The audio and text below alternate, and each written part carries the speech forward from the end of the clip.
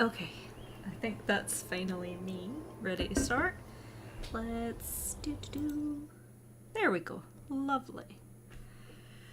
Hi everybody. Let's see. Chat. Hydrate. Yes, I have a. Well, actually, it's half full at this point. It's not even half that. It'll last me. It'll be fine. Got a thermos full of coffee. Very fun. I've got a cat beside me and yeah, ready to go. Skip to because oh, you know what? You deserve it. You need to sleep. Sleep is very important.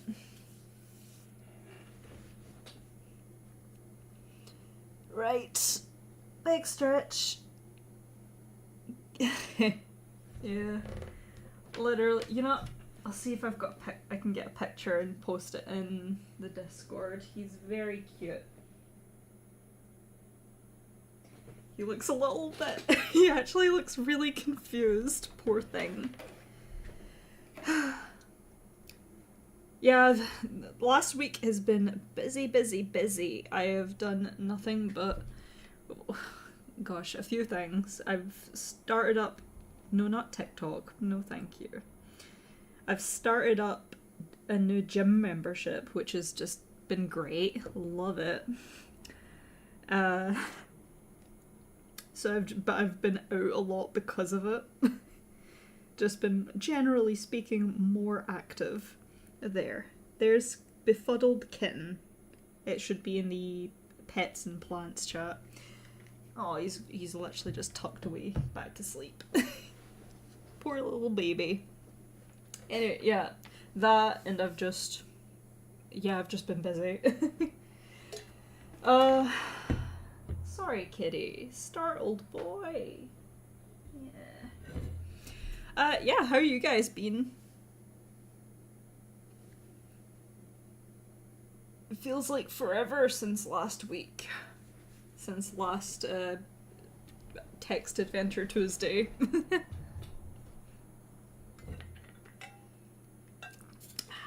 Lovely. Delightful, amazing, fantastic. The coffee, I mean, it's literally just a plain old coffee, but it's so nice. Yeah. Hee hee. Yeah. He falls asleep into his, oh! He did a big stretchy. He falls asleep with his face tucked into his... He's got, like, a really fluffy tail, and he just, like, stuffs his face into it. I imagine it's kind of... You know how, like, sometimes you... I don't know if anybody else does it, but I do it, like, where you put the blankets right up in your face, and it's like, it's just so much cozier that way. Yeah. Yeah, he's confused. He doesn't know who I'm talking to. Because it can't be him. I'm not looking at him. No. Yeah? Yeah, it's now I'm talking to you. Yeah. I love you. Anyway. Right. Stars Arisen. Last week, I'm trying to recall exactly what happened last week. Oh. He keeps, like, getting... you can't be doing this. You're too cute. Oh. Hi. I love you. Yeah, big burrs. The can opener. Well, at least I have some function. That's... if that's all I do in this life, be a can opener for this little baby boy, then I've lived a good life. A good, fulfilling life. Yeah. Snuffle wuffle. Little baby. Yeah, I'm gonna stop disturbing him, because every time I look at him, he goes brr, just really quietly. Anyway, right, Stars Arisen. So, last time, we had the opportunity to get voted into office of the the council. I don't know exactly the name of it. The sunburst. I was going to say sunburst throne, but that's a Dragon Age thing. The sun star throne, whatever the hell it's called. We did not. We decided to become the secretary of what's his name, Ghislaine. He's very, very sus. So, we decided to go do something else. Oh, right. Yep. We found out that our mother's tomb is in fact under the city. We found it. We couldn't actually open it because it needs a blood. The person who sealed it away needs to be of that blood. So it's either them or their kid that's hidden. No. It was the stars. The stars were hidden in the tunnel. It all makes sense now. I need to put... Okay. I haven't actually... Okay. There. You sit there. And you can sit there. Excellent.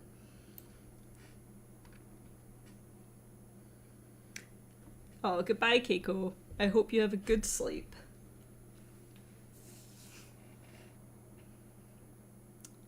Morgan comes to find.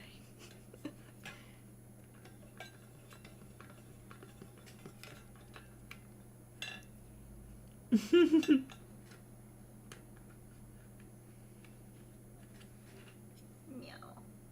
Yeah, good boy. Yeah, so... Oh, no? Don't get a cat. Don't have cats. They're too distracting. So, and then, because I'm reading roughly here, we went outside one morning to find that the lightning strike happened again, but this time it's tore open the earth beneath us. And we are now under the city in not the catacombs, but like these secret tunnels that are underground. And we're now stuck under there, and I think that's where it left off. Yeah. What seconds ago was your street before the lightning bolt struck? You distantly realise is now a gaping chasm of black glass 20 times the size of the hole in the plaza. And then we're going to move on to chapter 7.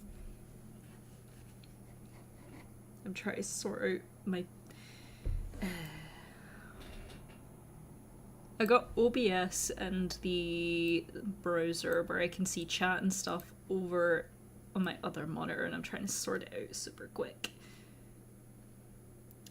Yeah, that looks fine. Perfect. Just gonna make sure on the Discord. Oh yeah. Yep.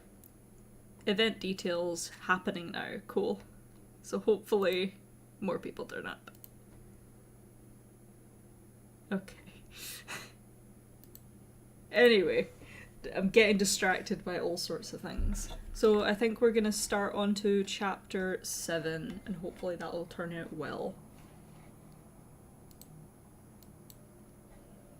Stars...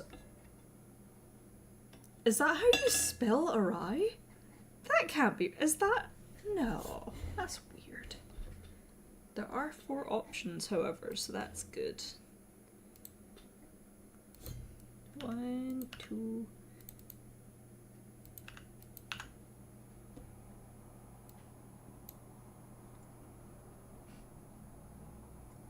There we go. Here we go. And I need to move that. You know, I'll just hold it. I'll hold it. It's nice to have something in your hands while you're reading.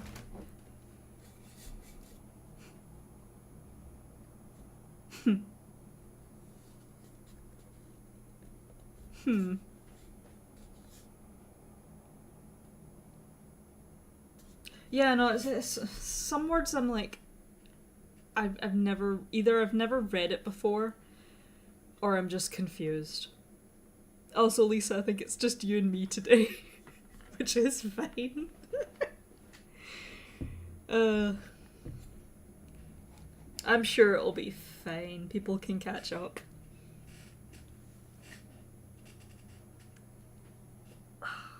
Just stretching.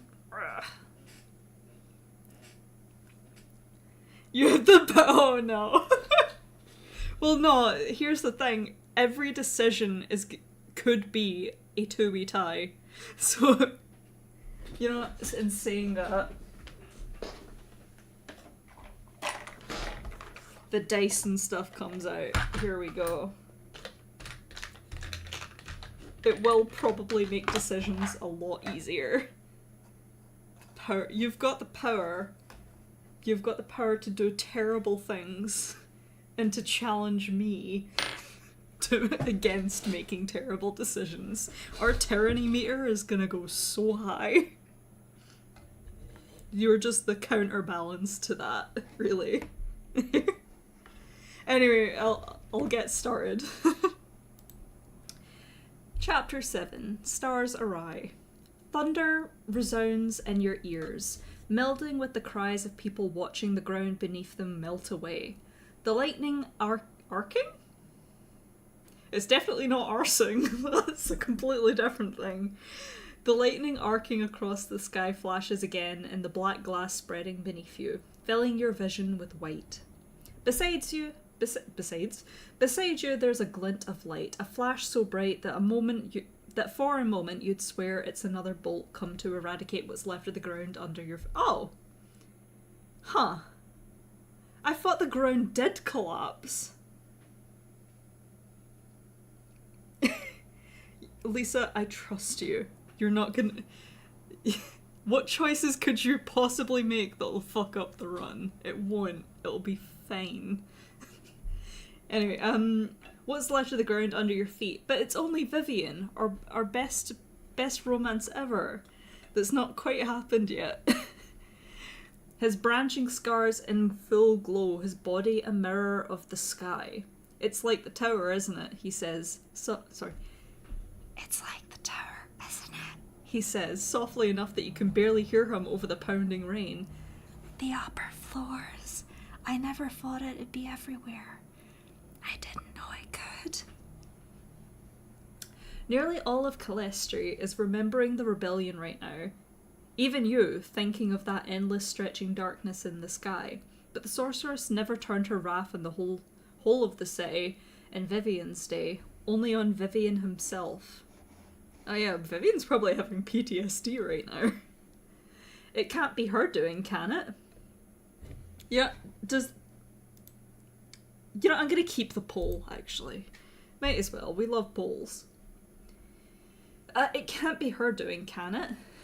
Vivian says, as if in response to your thoughts of your mother.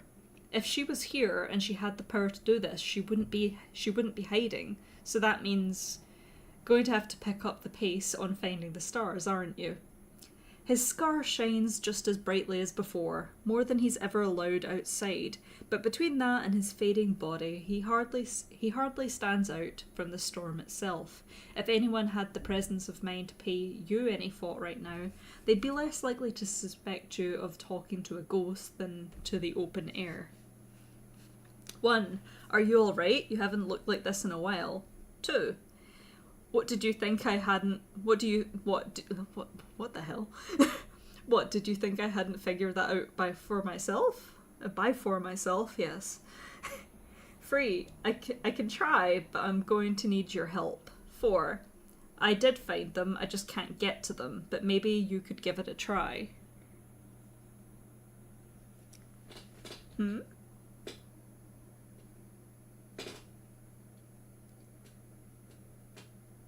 On a time... What do you mean timer? I don't understand.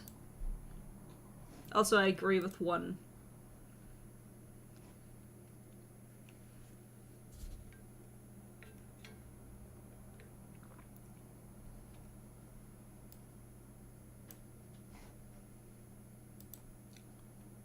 For finding the star... I doubt it. I don't think so. I think we're good. Aw, I saw Please Be Careful Vivian and my heart just melted. Now that everyone knows who... Oh, no. I think we're fine. Sure, no. Don't worry about it. Yeah, no. I think the story needs to play out in a reasonable way. I don't think that choice would deviate so far from any other choice. I just think the overall outcome in the end will be different. Famously, no. Chill. It's gonna be okay. Better than most of the city right now, I'll tell you that. Despite the words, Vivian grimaces as he looks down at himself. I don't know if I can explain it. All of Calestri is magic right now, so it's harder than usual not to be magic too. Think I could do it if I had to, but it's weird. It doesn't feel bad, alright? So let's talk about something else. Aww. Pookie. He gives a little huff, finally tearing his eyes from his glowing fingertips. Way I see it, I'm the best person to search the city right now. None of this can hurt me, and I can go where I like. So I'll start looking, see if I can get any information on the stars and who's doing this. Maybe now we should tell them that we know where they are. Let you know if I do, and you throw your magic around in the meantime, and I try not to get killed. He gives you a decisive nod, utterly untouched by the tempest as he floats skyward. Bye! Goodbye, friend. One, and since when do you give orders here? Oh no, I'm gonna pick the worst options. 2, so you'll try not to get killed too, right? Oh. 3, if you lay a single finger on the stars. 4, please be careful, Vivian. 5, are you sure you can't stay with me? I don't know how I'm going to get through this. Hold me, Vivian.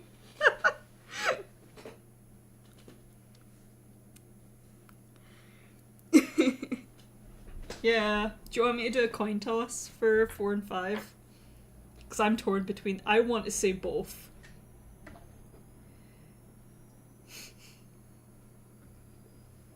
Hi, Katie. Do you want to bless the coin toss? Oh, I feel so bad. I held the... He was like eyes closed asleep, and I held the coin up to his nose and his eyes just popped open. I feel so bad. Which one looks more like a horror? I don't know.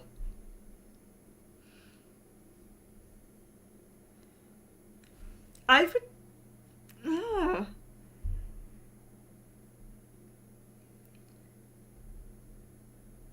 I want to pick 5. I feel like 5 is more...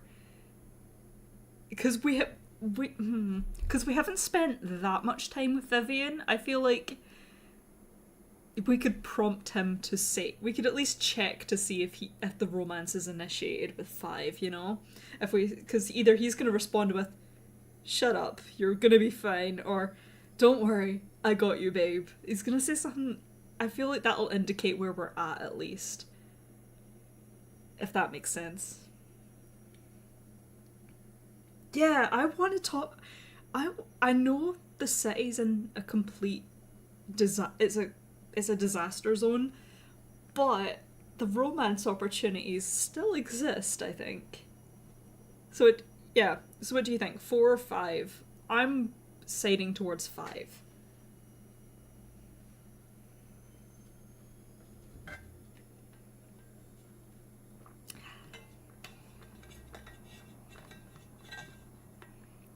Okay.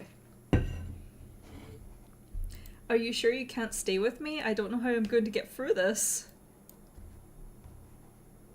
Okay. I'll look in on you when I can, he says, already drifting high... Okay. High enough that he's hard to hear, but I recommend sorcery. Thanks. Another moment passes, and he really is indistinguishable from the sky. The remnant stars are beneath the plaza. It's hard to say from here if the old tunnel entrance will be accessible, but it's the only lead you have. You're going to have to head to the tower. Sorry if my screen flashed to my right there. Anyway, You're going to have to head for the tower. Ordinarily, that's a quick trip from Baz's house, a few minutes on foot, but circumstances have rather obviously changed. The street falls into a cavern of black glass beneath your feet.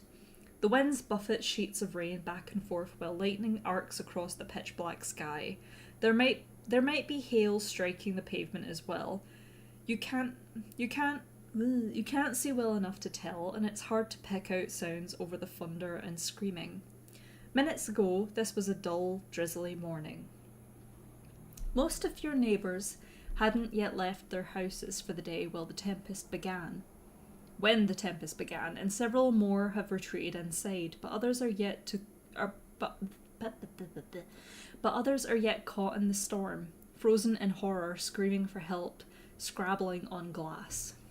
It's too dark to see how deep the fissure from the lightning runs, if any of the people who have fallen might be saved, assuming the lightning didn't get them first.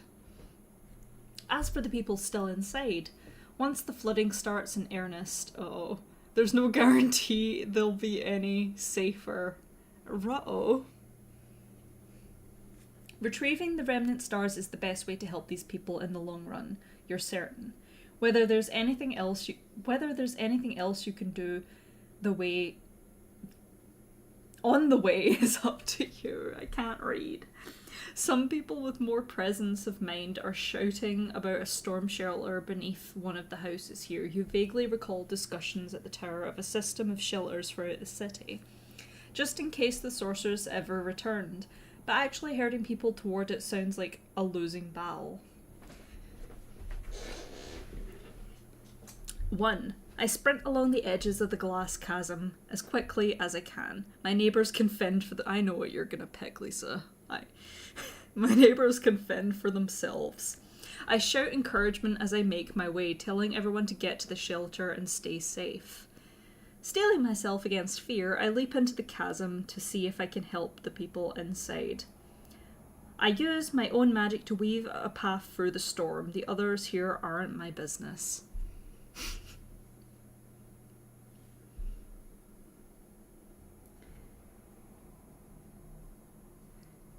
Gosh, I wonder what you're gonna pick. What a mystery. Yeah. What if I pick 4 though? What if I shoot down civilians on my way? Less people to conquer, less opposition. Right, 3. Steeling myself against fear, I leap into the chasm to see if I can help the people inside. There are people down there right now who need rescuing. Going off on a quest to dig up the stars won't do anything for them. That's what matters. Besides, you have magical means of rescuing yourself should things go wrong. Another bolt streaks across the sky, giving you just enough light to discern a ledge along the cavern wall below you. That's all the encouragement you need to leap down, knowing a moment of hesitation might doom you and the people you're rescuing both. You fall for what only feels like an instant before touching ground, wind and rain rushing even faster past your face before you come to a halt. Your feet slide on impact, but fortunately your landing point is still solid earth, not the black glass that streaks across the walls around you, and you catch yourself before stumbling any further down. The view of the chasm is better from here. You can just see a form below you, clinging desperately to the rockier parts of the wall, even as water rushes over their trembling fingers. Yeah, this person would have died. You're just close enough to reach out a hand and make solid contact with theirs. As you haul the figure to safety, you recognise the drenched, terrified face of the girl who sold you your newspaper just minutes ago. Yay! The ledge is scarcely big enough for the 2 of you, and the girl is having trouble standing. You're wondering how you're going to get her back to relative safety when there's a sudden shout from above and a rope descends over the ledge. Some of the people up top must have seen your jump and decided to offer what assistance they could. As they haul her upward, you return to searching the uneven ground beneath you. You manage to find 2 more people close enough for rescue and yet breathing. And with the help of your neighbours, you return first to them and then yourself to relative solid ground. Above, you're immediately swarmed by your fellow rescuers, praising you for your bravery and chiding you for your foolishness in the same breath. Though they attempt to usher you toward the storm shelter with the others, you shake your head. There's work yet to do. The wind and rain have calmed just slightly. Not much. Not anywhere near enough to signal the end of the storm, but enough to clear your vision, to show you a path toward the tower. You make your way forward, fighting the unnatural assault with each step, as your grateful neighbours' protests fade into the wind behind you. Yay! See, we might be working with the, I was going to say the Empress, the Sorceress, but we're getting, like you said, good karma. People saw us helping as well. Yay. None of the streets beyond your own have been thoroughly obliterated. Have been as thoroughly obliterated, but the rest of the city is in not much better condition. Calestri, of course, is built on a hill, covered all over in small peaks and valleys. The rainwater pools in some places and rushes past your ankles in others. When it doesn't surge even higher, you'd guess it hasn't been an hour since the storm began. But then the darkness has destroyed any sense of time. As you go, you encounter scenes similar to the one you left on your block. Moderately calmer people pulling their distraught neighbours toward the closest shelter. The Sublime Guard, right? Is it the Sublime Council or something? I'll work it out. The Sublime Guard appears to aid them after you've been walking a little while, their grey cloaks barely discernible against the storm. As you struggle through the downpour, searching for a path up the hill where the water won't wash you away, thunder booms again. Lightning cascades down to strike an enormous wide-branched tree, which bursts at once into flames, and for a moment all you can do is stare. You'd have sworn the voracious storm would put out the fire before it had a chance of spreading. But as you stand there transfixed, the tree burns brighter and brighter. The tower and the caverns beneath it, the stars, those will put a stop to this if anything can. 1. I just hope everyone stays as safe as possible until I reach them. 2. Whoever's misusing them like this is going to pay. 3. Did my mother really inflict this on her own people? She never should have been allowed this power. 4. I've never seen magic used this way. Somehow, despite everything, it's almost exciting. 5. I can't think about this now. I have to keep moving.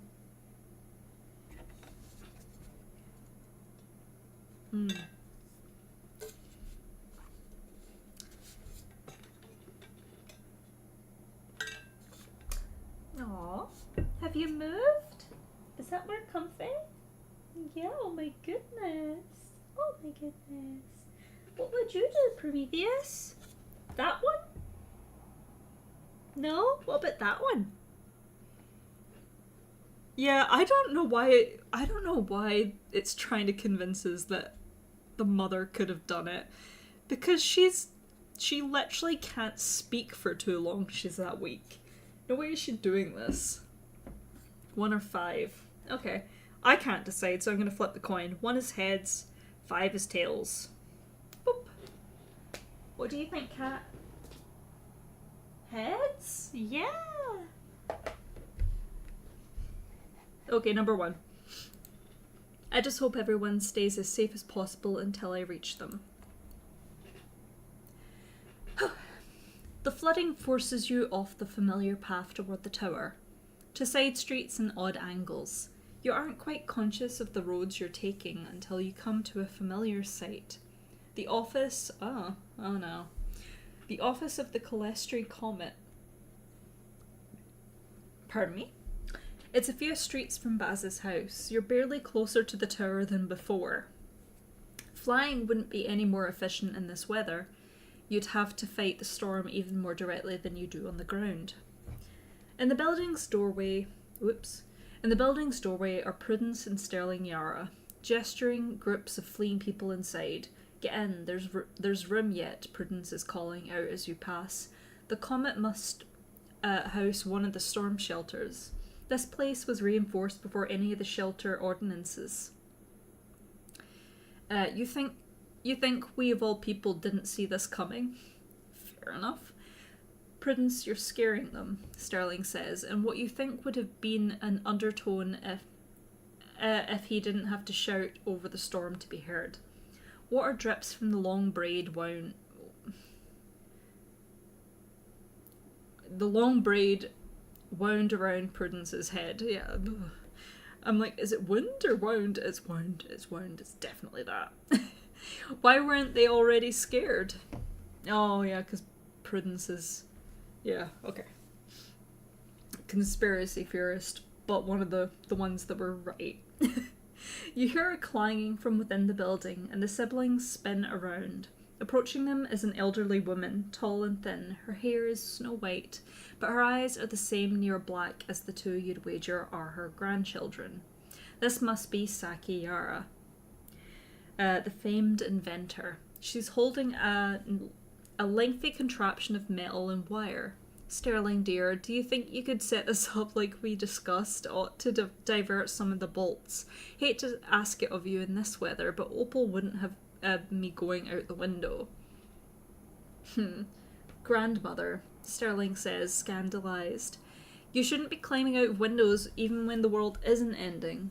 Ending? Saki laughs. Dear boy, we outlasted the sorceress. Why should we let ourselves fall at the hands of some mortal who's stolen the stars? With that, she throws her free arm across Sterling's shoulder and leads him inside.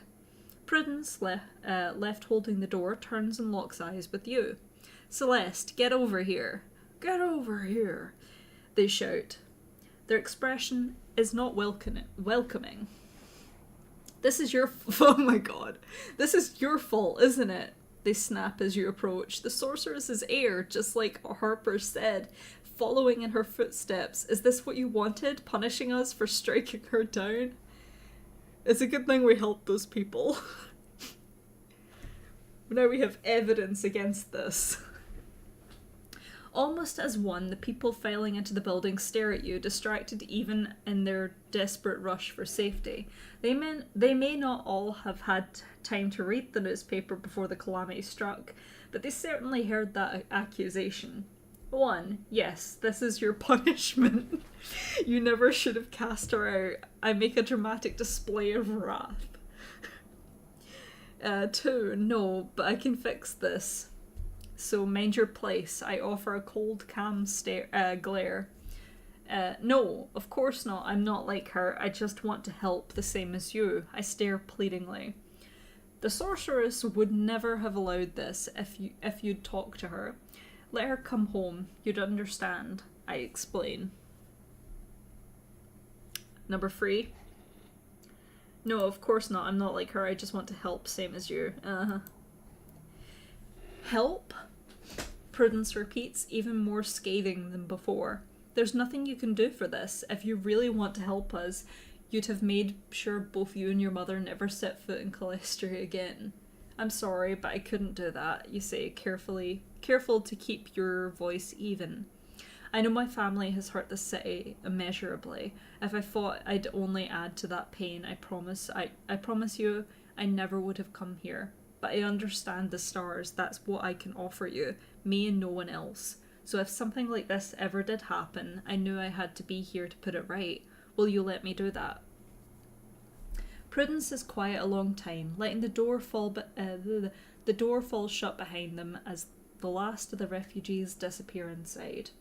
Do you see me stopping you? Okay, they say at last. You can't tell if the words are a further argument or a concession, but some of the tension seems to be dissipating from the air. Yay. Thunder resounds again. Prudence winces, shutting their eyes. As they open once again, Wait, as they open again, you can see fear starting to creep into Prudence's expression. Now that your audience is gone. You can come in, they say, voice softer than before. There's still room. It's impossible not to be tempted by the prospect of shelter after the morning you've had.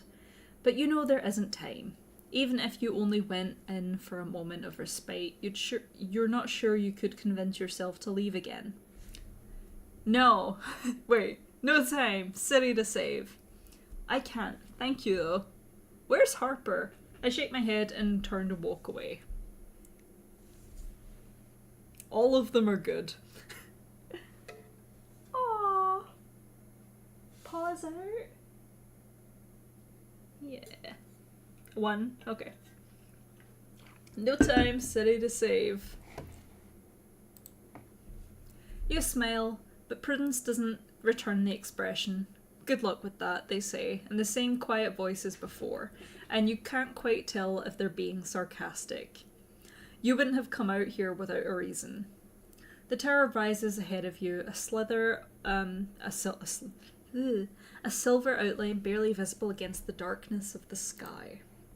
Vivian time? I want Vivian to come back. You slog onward through deepening pools of water and cutting, freezing wind. At least the tower is always there ahead of you, fading into cloud and shadow but never quite invisible, and the streets go emptier the farther you climb. So most people must be taking shelter by now. You can hope that's what it means anyway. Then you crest the final hill and see the sublime plaza before you, and for a moment the world feels like it's turned yet again on its head. It's as though you're looking at two very different paintings, ungracefully jammed together. In the centre of the plaza, the sublime tower rises, as perfect and otherworldly as ever.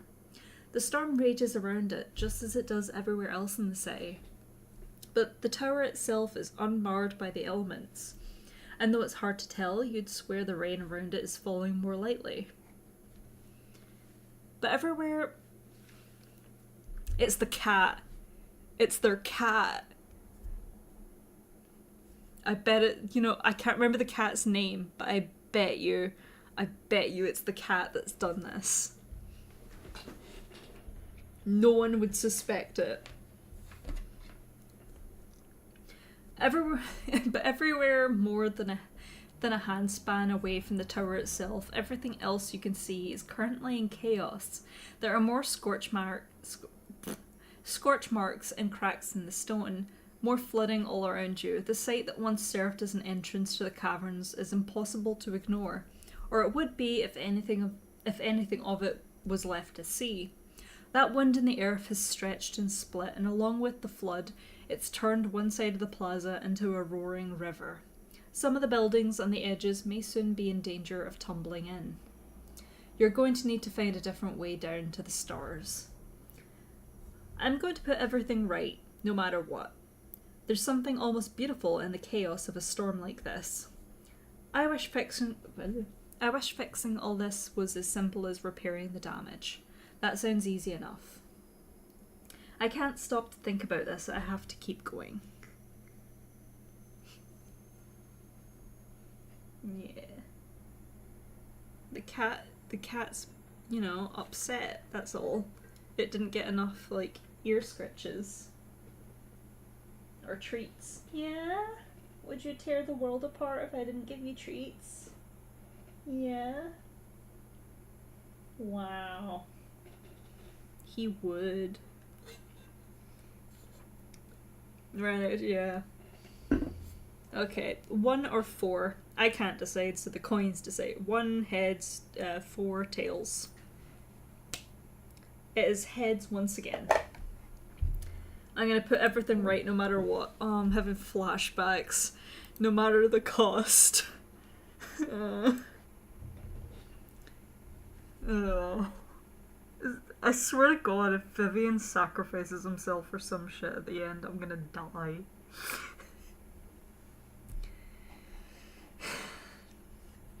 Between the darkness and the wild rush of the river, it takes you some time to notice that there are people caught in the rapids, struggling to reach the edge even as more of the ground falls in. The collapse must have happened recently, and yet the water overflows. There's driftwood too. Perhaps at least one building has collapsed already. Standing some distance away are several members of the Sublime Guard, debating the best way to go about rescue efforts. M isn't among them, and nor are any of the other guards you recognise. The only face you know doesn't belong to a guard. See? Nobu is here, it's the cat! Whatever it takes.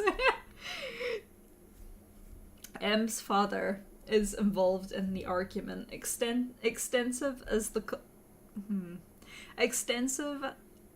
collapse is. It isn't blocking your way, and you manage to maneuver close enough to the group to hear them shout over the rain. Don't understand why it wasn't filled in weeks ago, Nobu is saying. Wasn't it scheduled? There were workers. It was blocked off. Only the surface damage, says one of the guard. There were meant to be people investigating the tunnels and filling in the rest of the collapsed area, but it never happened. Never mind the tunnels, the plaza should have been structurally sound first, Nobu snaps. Why wasn't it? The first guard just stares anxiously back at the water, and one of the others scoffs. Why don't you ask the captain?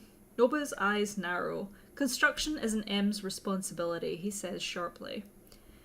Then it definitely isn't ours, is it? The second guard says with a shrug. Useless, Nobu grumbles. There were committees to make sure the repairs happened. Ray was on them. This doesn't make any sense.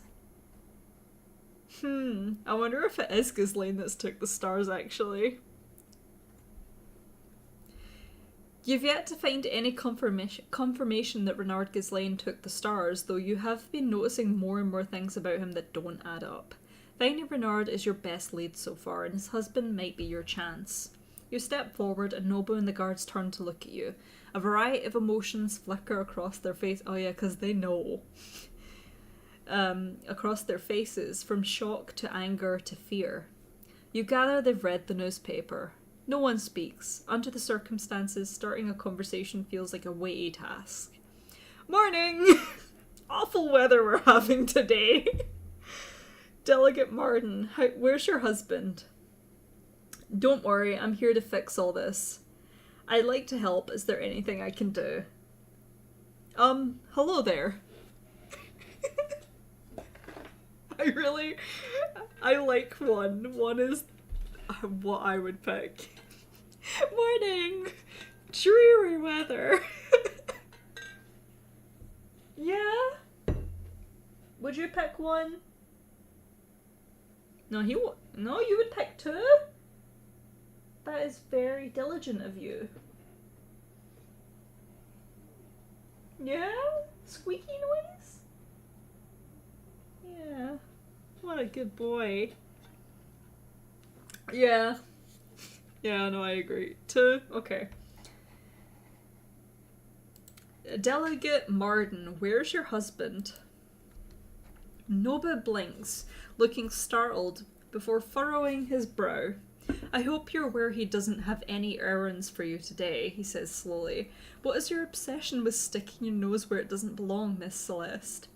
Some of the guard members are backing away from you, while others reach for weapons at their hips. Delegate Marden, have you seen the newspaper? Should we restrain her? Nobu studies you for a moment, far more skeptical than intimidated, and in the end he merely sighs. She's obviously not the one doing this right now. You'll note she's not hauling the remnant stars around. We have slithers of it. Whatever truth there was or wasn't in the comet, we don't have time to sort that out right now. If Miss Celeste wants to wander around in a deadly tempest, she's welcome to it. Well, we have work to do. Someone in the river breaks the surface long enough to scream. The water churns as people thrash toward land.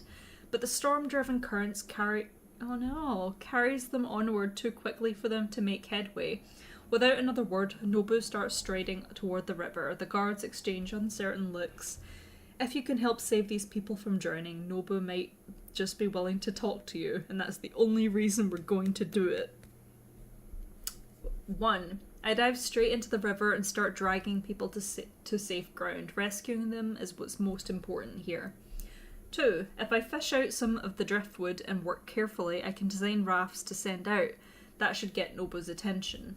3. These people aren't my concern, Nobu is. I shut down his objections until he tells me what I need to know. 4. I can feel Calestri's heartbeat beneath the river. I shut out the world, focus on that, and try to raise up solid ground. 5. There's no time for any of this. I burn away a star slither and clear out all of the flooding at once. Not gonna lie, I kinda like 5. I know we're limited on power, but...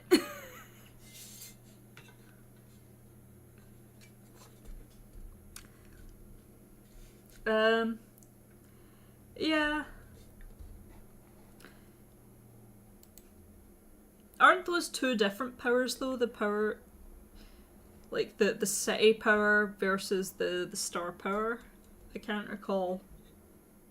Well, this one doesn't, this one's safest, and we're not using a star slither yet, so I think, yeah, we should go with 4.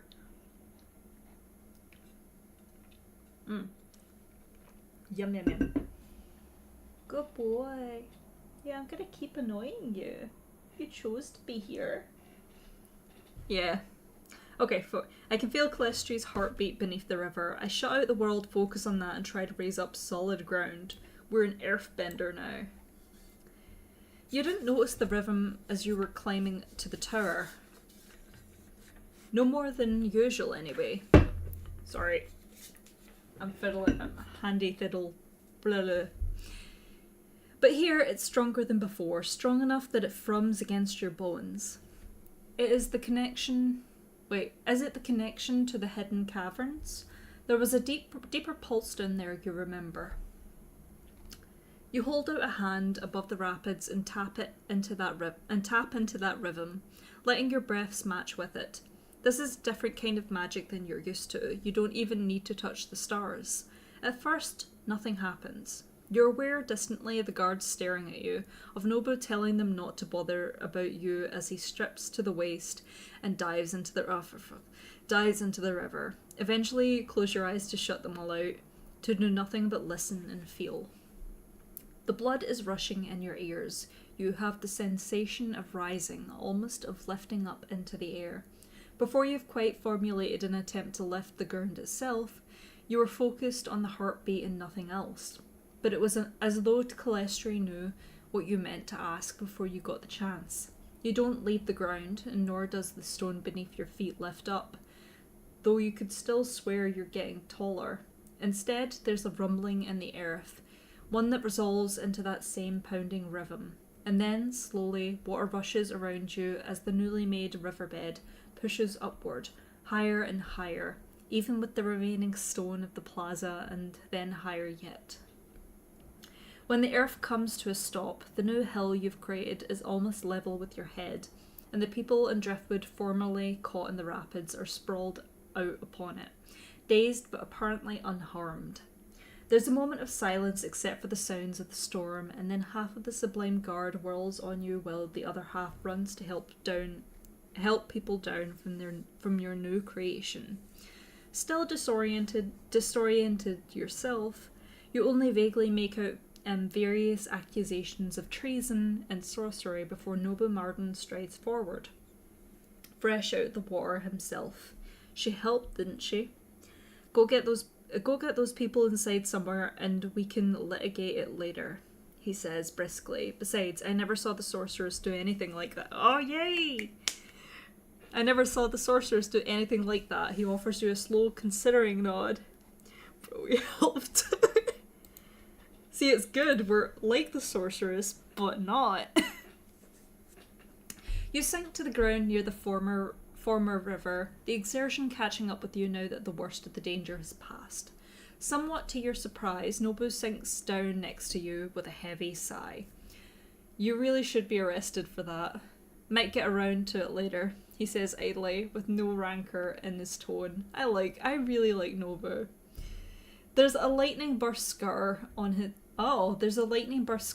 bare shoulder, familiar looking in that it's a smaller and less ethereal version of Vivian's. It could only have one source. He passes a hand over it briefly, then picks up his clothing from the ground nearby and starts replacing the binding on his chest, grimacing at the touch of the wet fabric. 1. How could the assembly have left the plaza in that condition? You should all be ashamed. 2. You can't really be thinking of arresting me, can you? You said it yourself, I saved those people. 3. Why are you out here? Oh my god, I hope Baz is okay. Isn't he in a dungeon? Wait, no, he's in the tower, so he should be... yeah, he'll be fine, Why are you out here? This seems like much more the guard's job than yours. 4. I just need to know where I can find your husband, and then I'll be out of your way.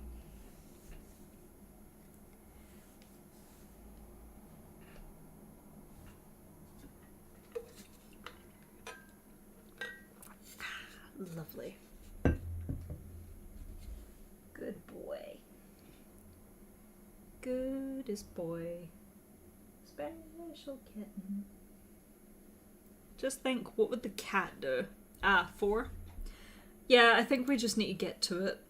I just need to know where your husband is, and then I'll be out of here. But you... Oh, I got an achievement, but the page hasn't loaded yet. There we go. Eye of the Star. I didn't see it. It's hidden behind... Oh. In a moment of calm, hear a new perspective. Woohoo! At that, Nobu goes very still, staring at you for several long moments before rubbing a hand over his face. Stars, you were serious about that. Oh, you thought I wasn't? He mutters, sounding as though he's speaking more. Oh. Me and the cat got startled. I think my boyfriend was sneezing in the other room. At that, Nobu goes very... Yep. You were serious about that, he mutters, sounding as though he's speaking more to himself than you. He glances at the Sublime Guard members still huddled nearby, assisting the people rescued from the river. Here, come on. Nobu says, gesturing for you to follow him. Oops. He doesn't lead you very far away. The rain is loud enough that you can only... loud enough that you only need to take a few steps to remove any possibility of being overheard. Still, Nobu is quiet at first, adjusting his shirt and staring off into the distance. You know what they say about M, he says at last, then immediately winces. No, bad question. Don't answer that. One of the things people say about M is that they look like Ray and act like me. They're wrong about that. As with most of the things people say about M's Ray all over. Anything's oh my goodness. Anything's bothering either of them, weighing on them, they lock it up tighter than the sorceress's tomb. M does it with scowls, Ray does it with smiles. That's the only difference. Something's been weighing on Ray for a long time. Since the end of the war, maybe. Since Renata died. Who was Renata again? I'm thinking of Zara Renata. Was it Zara Renata from Lucanus's quest?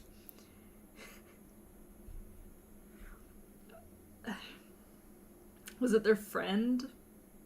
I don't know.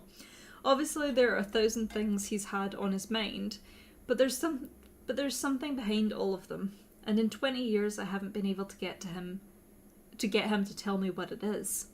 It's worse than ever this last year. He's been erratic. It got to the point where I told him I'd leave the assembly if he didn't tell me what he was hiding from me, and he smiled and said he wasn't hiding anything. But of course I should leave the assembly if I wasn't happy there anymore. Oof. Nobu sighs heavily, pushing sodden black hair from back from his face. Stars, I don't know why I'm telling you this. Freezing half to death out here, and it's going to my head. Freezing half to death out here, and it's oh my goodness, and it's going to my head. That's probably why. The point is, I don't know where Ray is. The last I saw him, he was heading down to the tower. Baz! To the tower dungeon, said he had business there. But that was hours ago, before the storm started. If you do find him, he swallows. I'd be obliged if you'd tell me where he is. Nobu clears his throat, wrapping his arms around himself for warmth. He watches the skyline as thunder booms and lightning flashes yet again. Then turns his gaze back to you. I have this Oh, he's making noises in his sleep. I have this awful feeling, he says, with a more familiar irony in his tone, that if I asked you why it is you need to find him so urgently, you wouldn't tell me.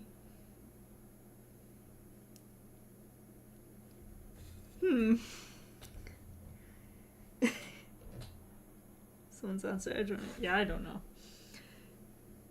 I'm thinking, whenever I hear Zara, I just think of the cat. Get down, Zara. You know. Oh yeah, the answers. 1, you're right. 2, I'm sure he's fine. 3, so where's M? 4, it's just assembly business. 5, I have reason to believe he might be in possession of the remnant stars.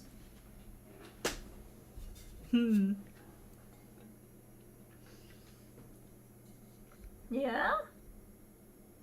Yeah, he's so chill. He's so relaxed. He's so happy.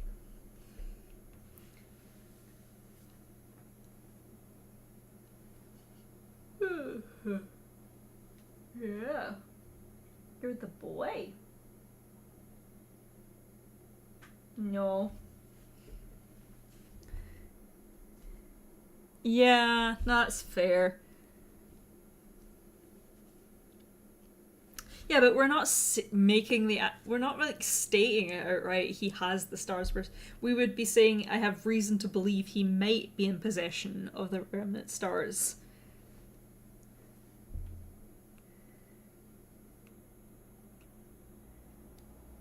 I mean, even Nobu's like, yeah, my husband's kind of sus. I have reason to believe he might be in possession of the remnant stars. Nobu starts to scoff almost automatically, then pauses. He stares you very intently in the face. It takes you a moment to remember that he met your mother personally, in the days when she looked more human. That he might be searching for a resemblance, trying to verify what he read in the comet. That's not possible, he says, but his eyes dart up and down as he speaks, as if searching you for remnant slithers, reminding himself of your credentials. That doesn't make any sense, and when you've finished this investigation of yours, I expect you to come back and tell me how wrong you were. He swallows. Please, Miss Celeste, you ought to get going. Ah. Nobu heads back toward the darts. Nobu heads back towards the guards, gesturing for a group of them to follow him to the tower. They make quick strides for the rain, and you turn toward the tower yourself. In the absence of your original lead, the dungeons seem as good a place as any to find your way back to the subterranean caverns. Yay. The tower rises above you. Oh my goodness. The silver brilliance still remarkably untouched by the storm. Aside from the flooded section, the plaza itself is mostly clear and empty. It looks like the guard has done a decent job of evacuating the area. The statues are your only company as you approach the tower door. They all appear untouched, unlike the last time the stars were invoked in this place. The rain itself seems to lighten as you get close to the tower, though it never fades away. When you look at the front door and the two guards standing on either side of it, you could almost be reaching the tower on an ordinary rainy night, except that you know it's really only mid-morning, despite the darkness. And the thunder is booming as loudly as ever in the background. You know both the guards out on the door...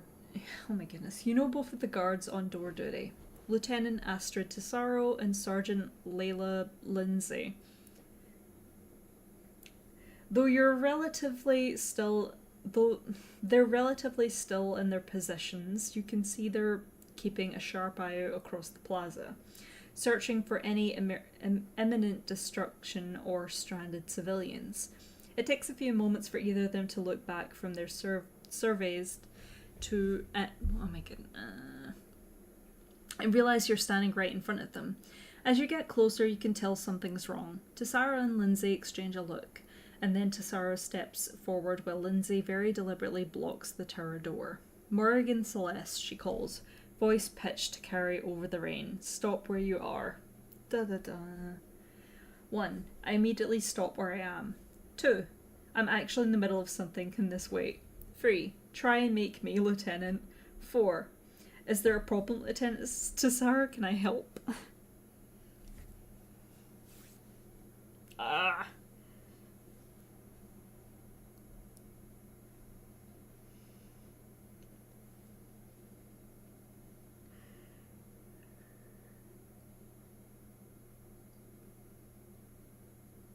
Yeah.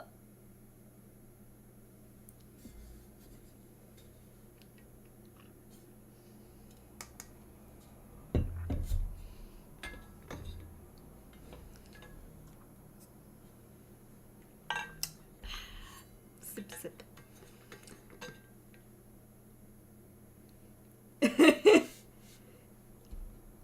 What seems to be the problem? It's a beautiful morning, is it not? Do you really want to pick 4? Just to double check.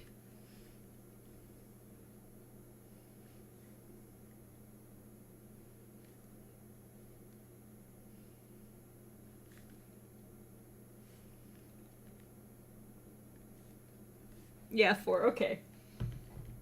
Is there a problem, Lieutenant? Lieutenant?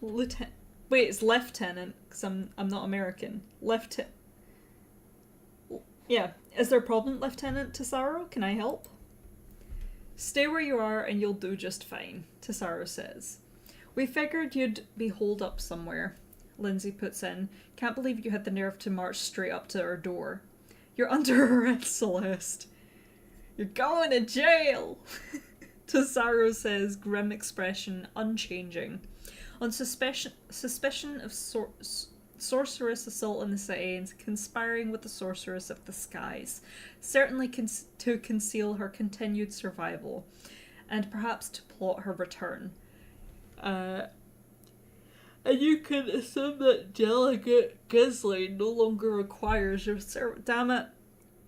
We don't have a job anymore. How am I going to pay rent? No longer requires your services. 1. You think I'm responsible for the storm? That isn't even possible. 2. I'm not conspiring with the sorceress. 3.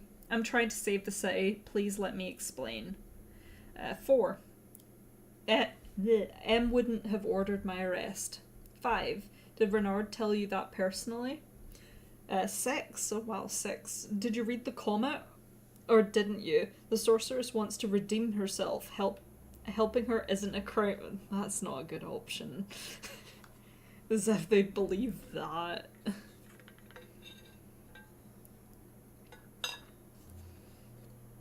Do you want me to, like, 1? Okay. You think that isn't even possible. I'd need the full power of the stars to do anything on this level. Do you see me hauling them around, you ask? Lindsay sniffs. The remainders do well enough with the bits and pieces they've scrounged. One of the remainders can float sometimes, you say. Starting to get exasperated. You really think what's happening right now takes the same amount of power as that? Know a lot about how the stars work, don't you? Tesaro asks coolly. This argument may not be helping your case. There will be an investigation and a trial. If you're found innocent, you'll be free to go. But I trust you can understand why, in the wake of an attack only the sorceress has ever been able to perpetrate, you have an obligation to take... Wait, we have an obligation to take an interest in her child. Tasara's expression gentles just slightly. That story in the newspaper would have turned the city upside down on a good day. You really want to help keep the peace. Coming with us is the right thing to do. Put us in jail with Baz. We can break out, both of us. Neither Tasara nor Lindsay has approached you, but their quarterstaves are clearly at the ready. They seem... What are they going to do? Like, bonk me on the head? I dare you. They seem to be giving you a chance to come with them peacefully. To agree that the best thing for Callisto right now is to have the sorceress's daughter shut away. 1. Fine, I'll go quietly. It's the easiest way to get into the tower, after all. 2. My knowledge of the stars is the best hope Callisto has right now. I'll use that to convince them to let me past. 3. Sorceress assault. I'll show them sorceress assault. I'll pour my strength into the stars and fight my way forward. 4. I'll dodge their blows, disorient them, and slip into the tower. I won't use the stars when that's the crime they're accusing me of. I mean... What are her stats when you want to fight them?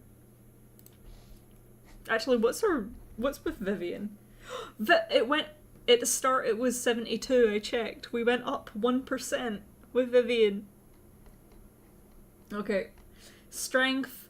We're not winning a physical fight. Grace is... we're okay. I don't think we're winning the fight though. What's her tyranny at? Aww, what a shame.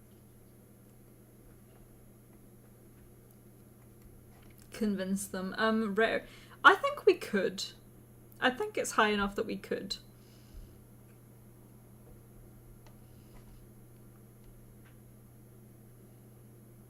Maybe.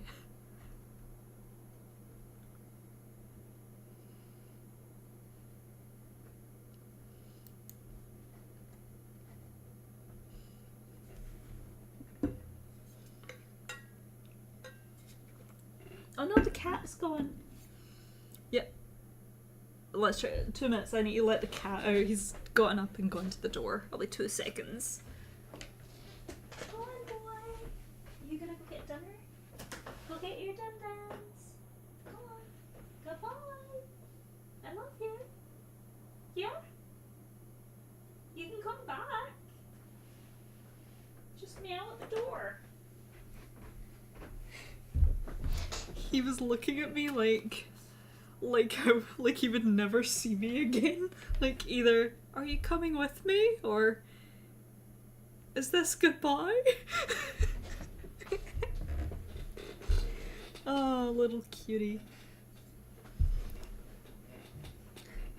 Yeah. Do you want me to just leave it to fate and get a D4?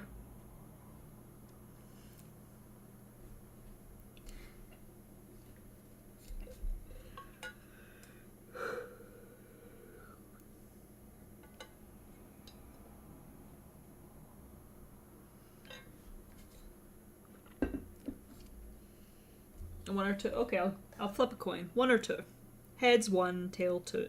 2 tails. Blah, blah. It was tails. We're doing number 2. We'll see if it works. My knowledge of the stars is the best hope Callisto has right now. I'll use it to try to convince them to let me past. It's a difficult balance to strike, figuring out how to make your understanding of magic into an asset instead of an incriminating detail. Look, what you're saying is true, but that just means I know more about the stars than anyone, you say. I know how to find them. Lindsay raises her eyebrows. Oh, and what is it that makes you think they're not exactly where they belong, and whoever's doing this hasn't climbed up the tower? We haven't had the time to send our own expedition up there yet. Takes preparation. People are needed in the city. Oh, I already did it.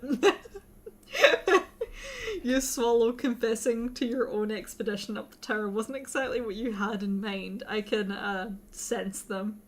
You can sense them? Chisara repeats, her own eyebrows mirroring Lindsay's. Then why don't you tell us where they are? Well, I can't sense them that exactly, you say, hearing your own voice trail away. Uh-oh. Even if you told them about the tomb, you wouldn't be able to tell them how to get inside. And you doubt they'd be pleased with that. I promise it'll all be easier if you just let me through. I'm sure it would for you, Cesara says, sighing. Lindsay, bring her in. Lindsay strides forward, grabs your arm, and tightens a pair of manacles around your wrists. Your argument having failed entirely, it seems pointless to resist. At least you'll still get into the tower this way. You remind yourself as Tesaro calls for another guard to escort you to the dungeons. I mean, at least we didn't fight them. That would have been very, very bad. Your entrance in chains is not quite the dramatic spectacle you may have expected. The tower's halls are nearly empty, and the few guard members in view are striding quickly up and down the stairs, only glancing at you long enough to determine that any threat you pose has already been handled. The people who work and reside here must have already... okay. Reside here must have already been hustled into the tower's own shelters. Though that seems unnecessary, except as a precaution. From what you saw outside, the storm is much lighter around the tower itself. Now inside, you can only just hear the rain. Your assigned escort isn't much for conversation, clearly eager to get you down to a cell and return to whatever role they've been assigned in the city's defence. They hurry you around to the back of the building and the dungeon entrance so quickly you hardly have a chance to see if there's more activity in any of the corridors you're passing. With only a brief nod to their fellow at the dungeon entrance, your guard leads you downstairs and through a thick stone door. You find yourself in another of the tower's long winding hallways, a shade darker than the ones above. There's another sturdy-looking door nearby that might lead to another... oh my goodness. That might lead to some kind of office. You assume the cells are further down. You're wondering if you're going to be brought to M or straight to a cell when your guard abruptly stops at your side. Mr. Yara, they say, a tightness in their voice. Civilians are meant to be in the shelters, and I don't think you're supposed to be in the tower at all. A few steps down the curving corridor, as drenched to the bone as everyone else you've seen today, Harper comes to a swift halt and turns to face you. He leans against the wall and smiles, looking incongruously at ease. Ah, Constable Cremona. I was actually hoping to see the captain, he says, sidestepping the issue of whether his presence is authorized. You really can't be here, Cremora says, and then seems to realise something, unless you had some sort of information about all this. I was just looking to request an appointment, Harper says, not quite answering the question. Captain's not taking appointments now, unless you have something useful to say, Cremora says, their grip on your shoulders tightening in what feels to you like misdirected annoyance.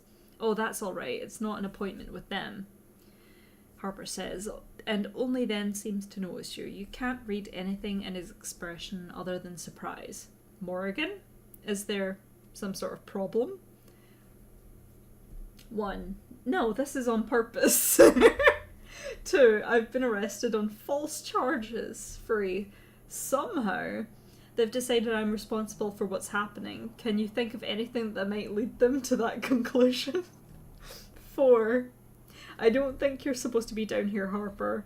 5. I saw your siblings on the way here. They were helping people into the shelter of the office. I hope Viv will turn up, but I think it's gonna be Harper that's gonna bust us out.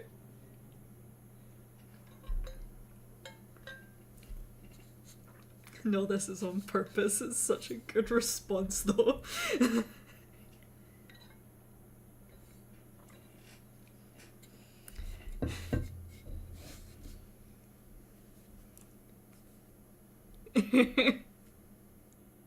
Hi, Tabitha!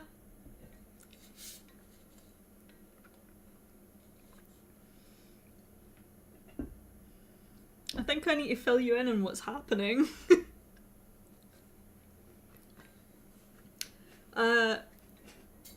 Yeah, last we left off, oh,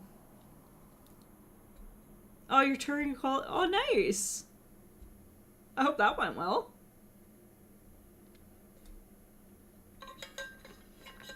I presume it's one you're going to.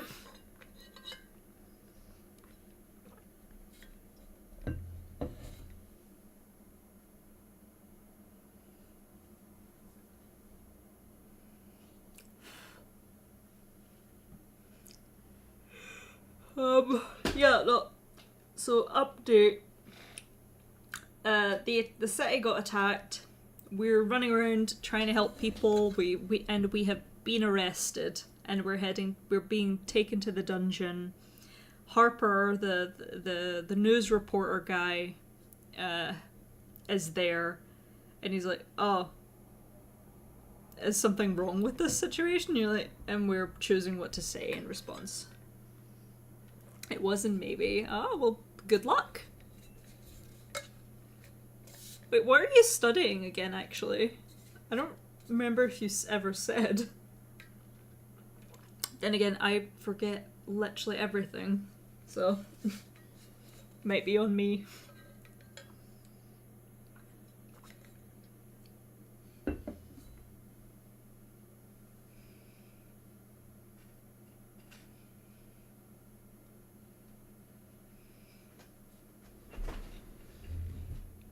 Visual art. Oh, lovely.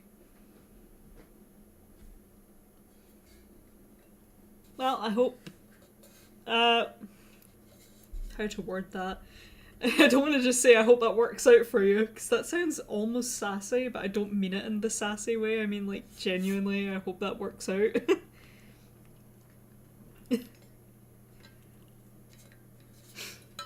Language is hard sometimes. And I'm almost out of coffee, so I hope this chapter isn't terribly much longer.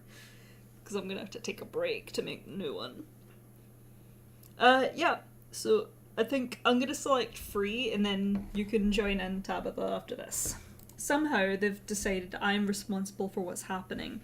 Can you think of anything that might have led them to that conclusion?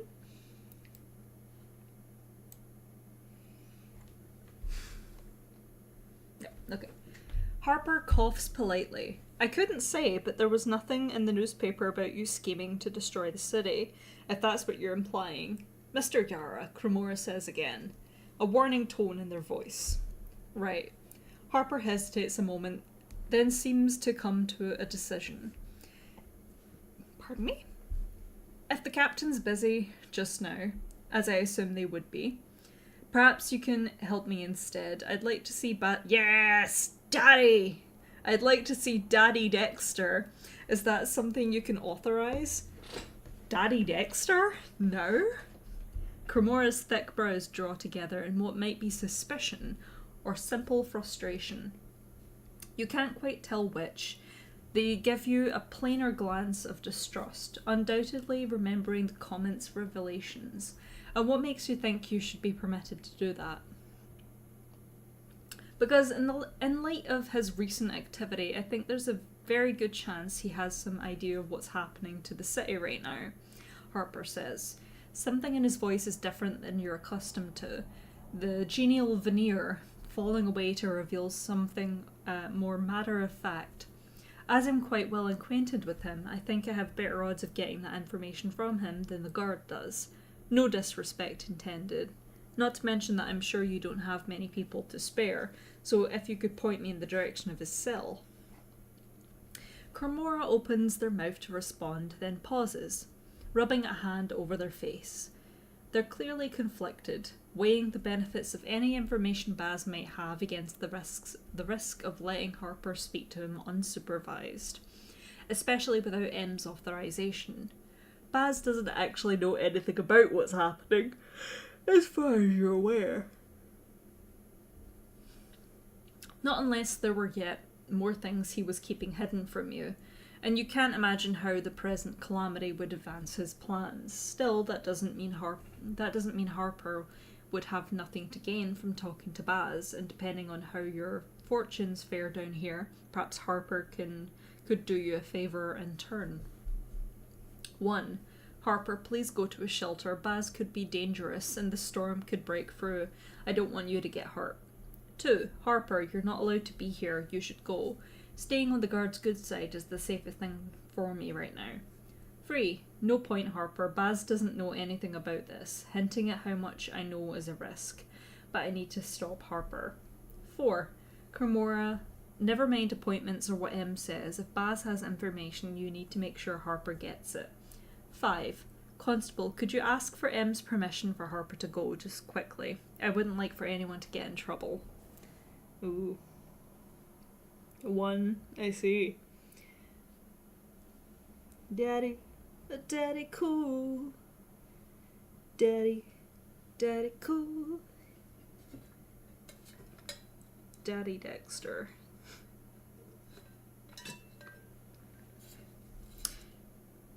Wouldn't that technically make us Morrigan Dexter? 1 or 5. Okay. Coin toss. 1 or 5. Heads is 1, 5 is tails. Ding! Oh, I dropped it. Never mind. Whoa. Okay. Heads it is. Number 1. Harper, please go to a shelter.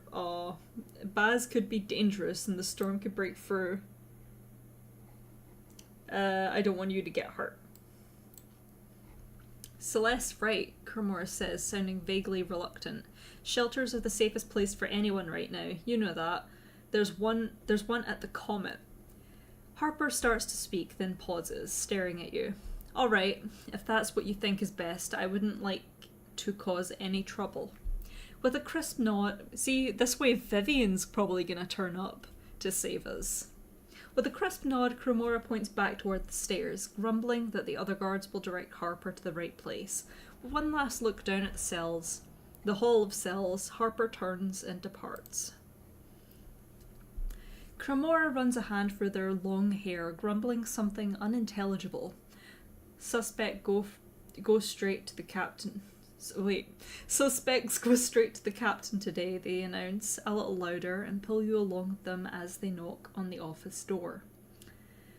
There's a pause and the sound of voices from inside. Before the door cracks open and M's face peers out. I assume this is important, M begins, sounding harried, before they catch sight of you and stop short. Their hair is damp but not dripping. They likely haven't been out in the storm in some time. What's going on? Bringing this one under suspicion of causing this whole mess, Cremora says, shoving you forward. Figured you'd want to hear right away. M looks genuinely startled, eyes widening briefly. On what grounds? They ask Cremora. 1. They think I'm responsible for all this. The storm. You didn't know? 2. Have you seen Renard recently? Have you seen your dad? Have you seen Renard recently? 3. Will you just tell your people to let me go? 4. I'm sorry. I know I must be causing you a lot of trouble. 5. I'm here to save the city. It's in everyone's best interest to free me now. 1. Okay.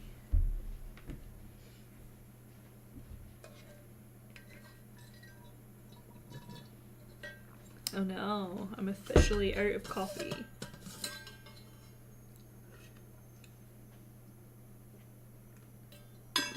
Yeah, we'll see. We'll see.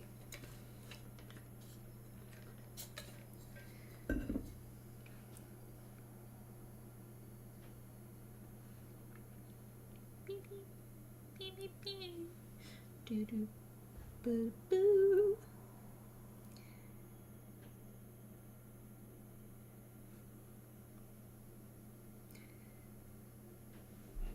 Do you think Daddy Dexter would approve of our almost boyfriend, Vivian? I think he would. I think he'd be equally as confused as he would be approving.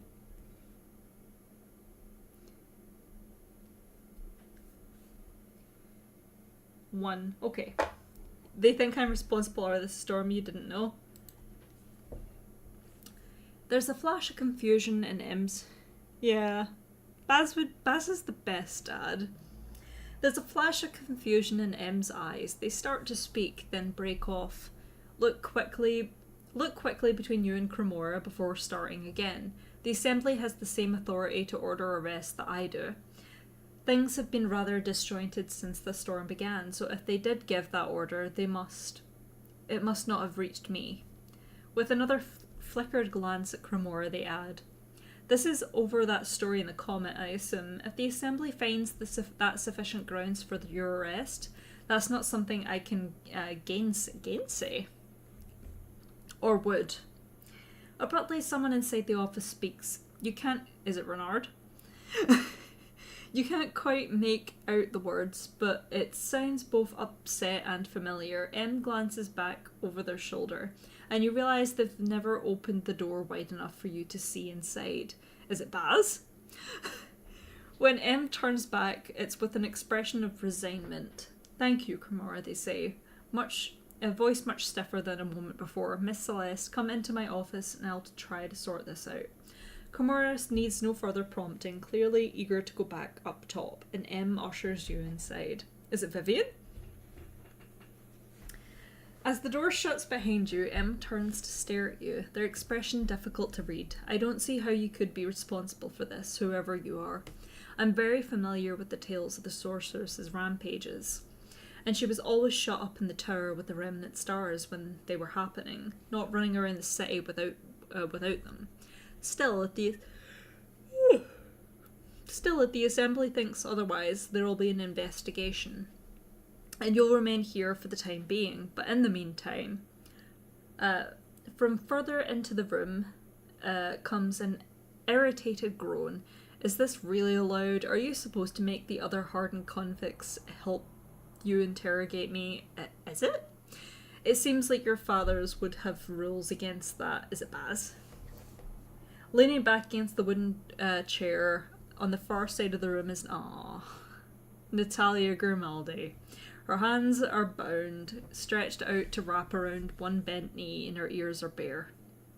"Or are you my lawyer? Is that it?" she adds. She sounds tired, her voice dulled. "I'll take that under the circumstances. Go on, Morrigan. Tell the captain exactly why I couldn't have done this." She lifts her bowed head to glare at him, staring straight past you. Were they making out?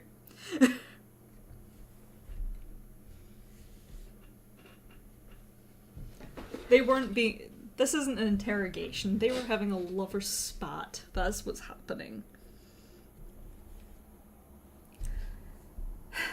Andros is full height. Emotion. Yep. Glare at M, staring straight past you as she talks. M draws themselves up to their full height, emotion falling away from their face. "I don't think you did this. I certainly don't think you're still doing it here and now. What I think is that you and your associates have been smuggling contraband pieces of the stars for years, so you and your friends have much better chance of understanding what's happening right now than most of the city. And your friends have evaded us." M pauses, and their expression softens just a hair. "Miss Nat, I know this can't be what you wanted. If you tell me what you know, we could help a lot of people." Natalia says nothing, turning to stare at the wall. M glances back at you. "I know this is unorthodox. If you can help me, we'll take that into consideration when it comes to your own situation. Hardly anyone's duty in the tower to assist me. They're needed more urgently in town, and besides, there are things she could mention that would make things awkward for me if anyone else was here. As you're already aware of those things... oh my goodness, pardon me. A little embarrassed about that. I'd welcome your assistance instead. You're nearly certain that Natalia knows more than you do, and probably quite a bit... knows no more than you do, and probably quite a bit less. Still, you don't know exactly what exploration she's made with the stars on her own. You might really have some she might really have some insight. If nothing else, she seems to be distracting Em from any suspicions they might have about you at the moment, which could prove useful. You could nudge Em along, try to keep them occupied here, or you could see if there's any chance they'll let Natalia go. 1. Natalia knows something useful. I'm more stubborn than her. I'll intimidate her into telling us. 2. Natalia and I know each other well. Leaning on that bond, I'll subtly encourage her to lead Em astray with false information. 3. I'll tell Em plainly that I don't think Natalia knows anything and they should let her go. I think they'll listen to me. 4. I'll take control of the conversation and steer them into an argument. I just want them distracted from whatever I need to do. 5. I'll tell Em what I really think. Natalia didn't cause this. Bernard did. It's risky. I'll want to be sure I have the evidence. We don't have the evidence. I'm gonna look at our stats for that.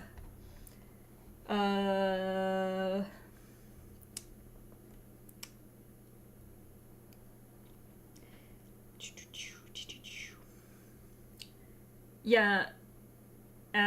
Natalia doesn't care for us. We do not have the evidence. Natalia doesn't like us.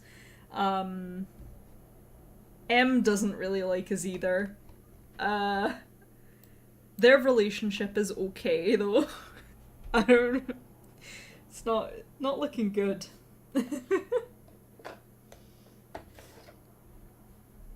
Free, okay.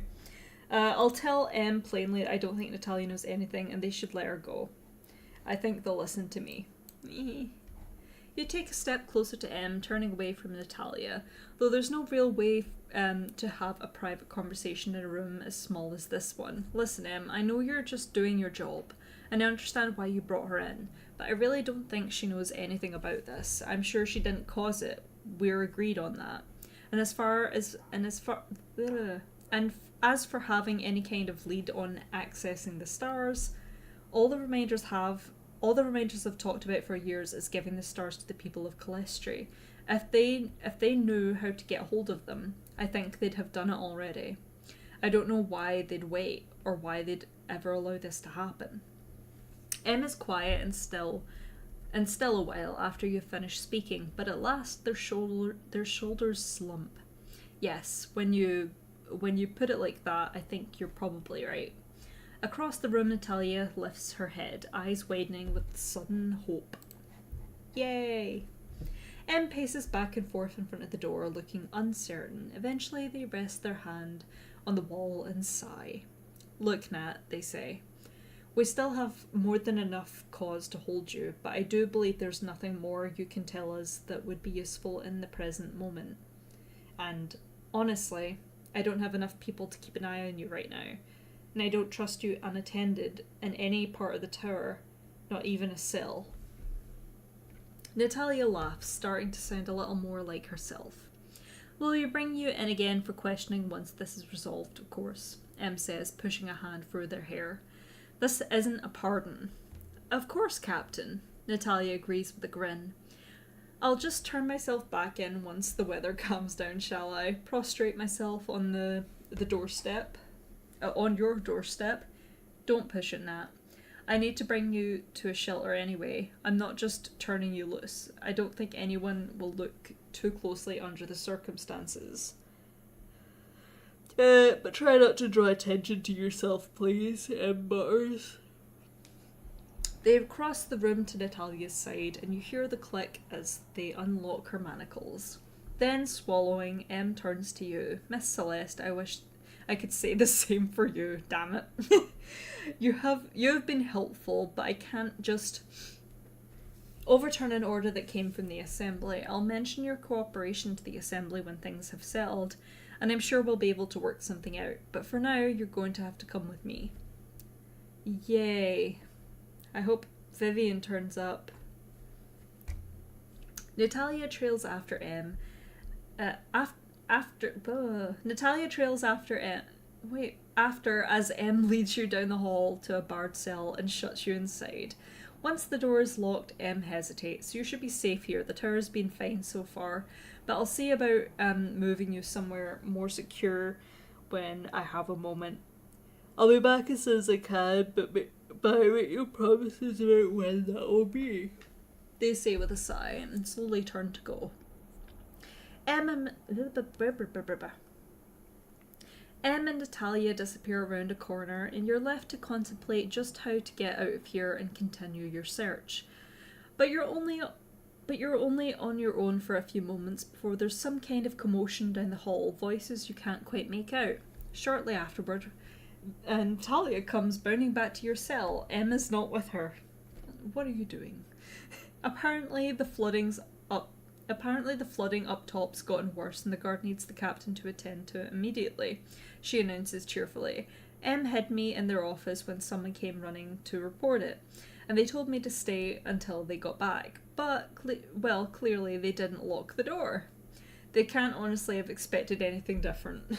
Natalia scrutinises the lock on your cell door. I do have places to be, but I figured I'd give you a look in. I mean, obviously you aren't the one doing this, so this all seems very silly. 1. If I burn a star slither, I can destroy my whole cell and walk out. 2. I asked Natalia if she can get me out with magic. 3. If Natalia does not like us. If Natalia and I put our heads together, I bet we can figure out where the keys are and she can go fetch them. 4. If I'm stubborn enough to bear the pain and quick-fingered, I can... Oh my god, no. I can dislocate my thumb and escape the manacles. Then pick the cell's lock. 5. My mother told me a story about someone escaping her dungeons with a feat of strength. Could I replicate that? We're not strong. 6. It's a strange idea, but I call aloud to Calestri itself, hoping the cell will rearrange itself to free me.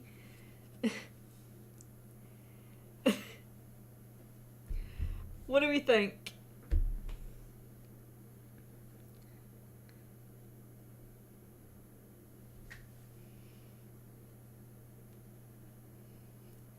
I think after this choice, I'm going to go for a quick break to get a fresh coffee, and it'll give us time, well, give you guys some time to get some stuff as well.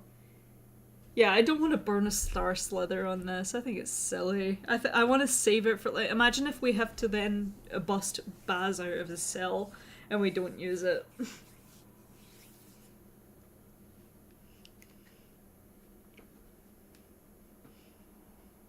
What if we need to use a star slit? What if we need to save a last slither to save a Vivian or something? I don't... I'm gonna hoard all of my stars. Like I hoard all of everything else in my life.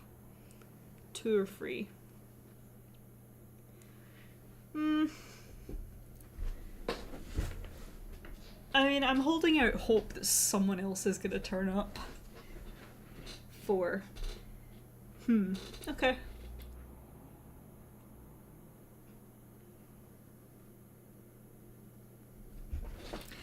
We're gonna get to the end of the game, and the game's gonna be like, why didn't you use any of your star slithers? You had them.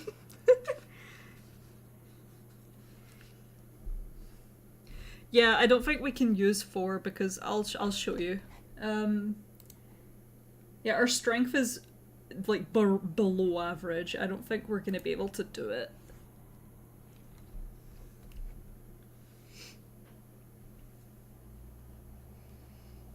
Oops.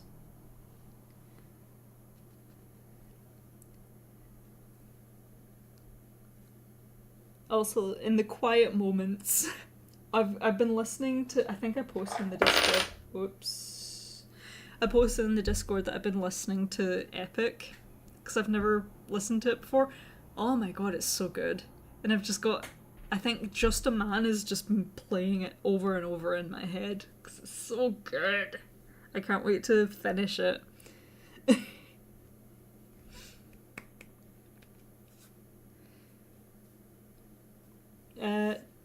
2, 3, 4. Yeah, literally same. I'm trying to think of another, like, usually it'll probably be Dragon Age or something, where I'm just like, oh, don't worry, I'm gonna say, it probably is potions or something. Oh, I'll just save this. It'll be fine. You know what it probably is? It's probably Skyrim or something, where it's like, oh, all of these various potions or scrolls. I'm like, I'll just save them for later. I'll definitely use them. I just don't want to use them right now. Or like Veilguard with I think it's the ultimate. I just never use the ultimate because I'm like, no, I want to save it for a big battle. Me, no health potions left, still struggling away, screaming, no, I'm gonna die. I'm like, I'm not using the ultimate.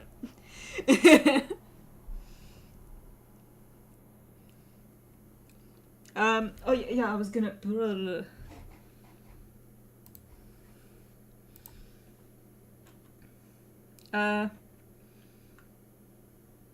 Oh god, what do you even call that? Because I don't know if I want to do the dice. I'll just get out the dice. D4, and I'll ignore. Yeah, I did one of those. I did the thing where I space out. So 2, 3, or 4. So I'll ignore 1. Oh shit! Cheese. Cheese. Is that just an appreciation message for cheese, or do you hoard cheese? I suppose both are the same. Okay. It was 1, so we're gonna roll again. It was 2. We're gonna go with 2.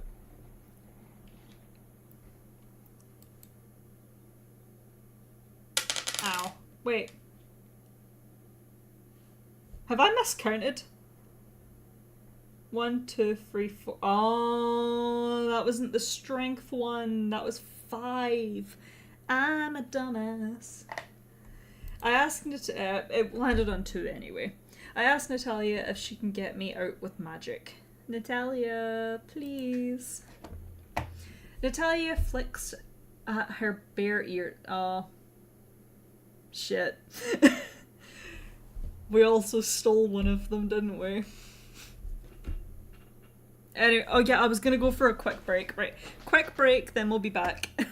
I need to get a refresher of coffee. Is that it? Okay, yep.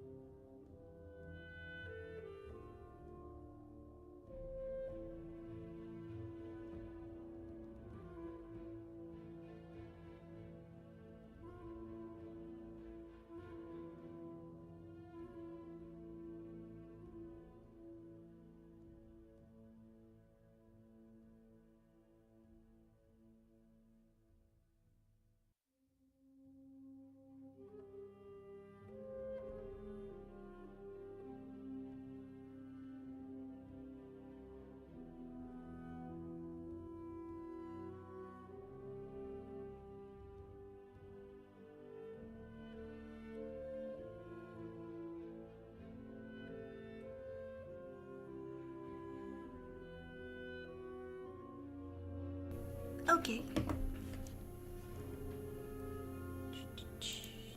That is his back.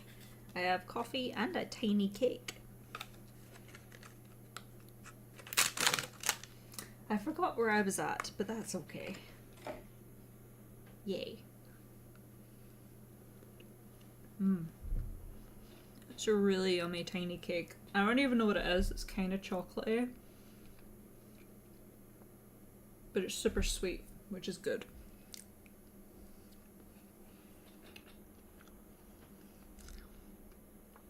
It's like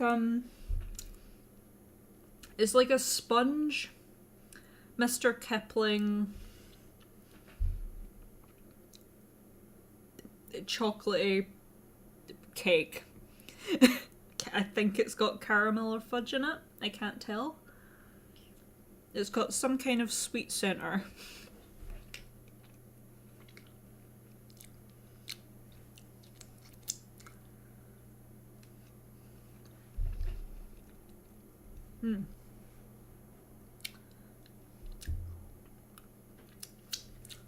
Yeah, lately I've just had such a craving for like chocolate. So I'm just And now coffee. The perfect accompaniment. Very hot coffee. Okay, I'm fine. Baz would approve. Okay, are we all here? Yes, it looks like we're all here. Yeah. It's like, it's not even like a proper cake, it's like one of those like store-bought, individually wrapped little pieces of cake that's like probably just bigger than your thumb. Well, I guess that's relative, isn't it? 2 thumbs. It's probably the size of 2 thumbs. Of my thumbs, I guess. I don't know. 2 pens. It's 2 pens worth of side by side of cake. Wait. No, that's even worse. I'll go back to the thumbs. It's thumb size. Alright. Oh yeah, God, we were playing a game, weren't we? Sorry. Right. One more sip and then I can read again. Lovely. Yeah.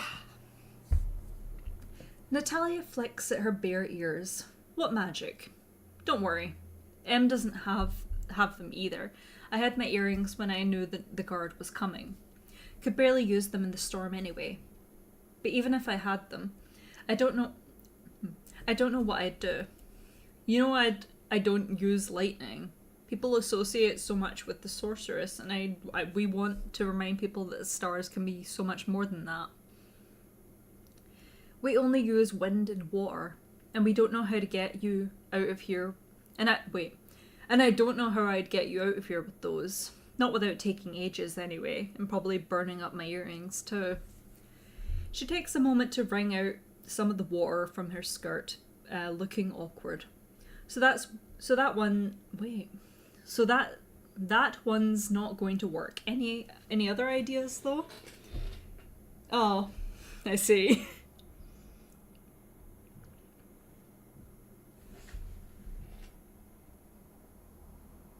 Cat? Was that you? 2 seconds, I think that was the kitty. Kitty? No. Must have been my imagination.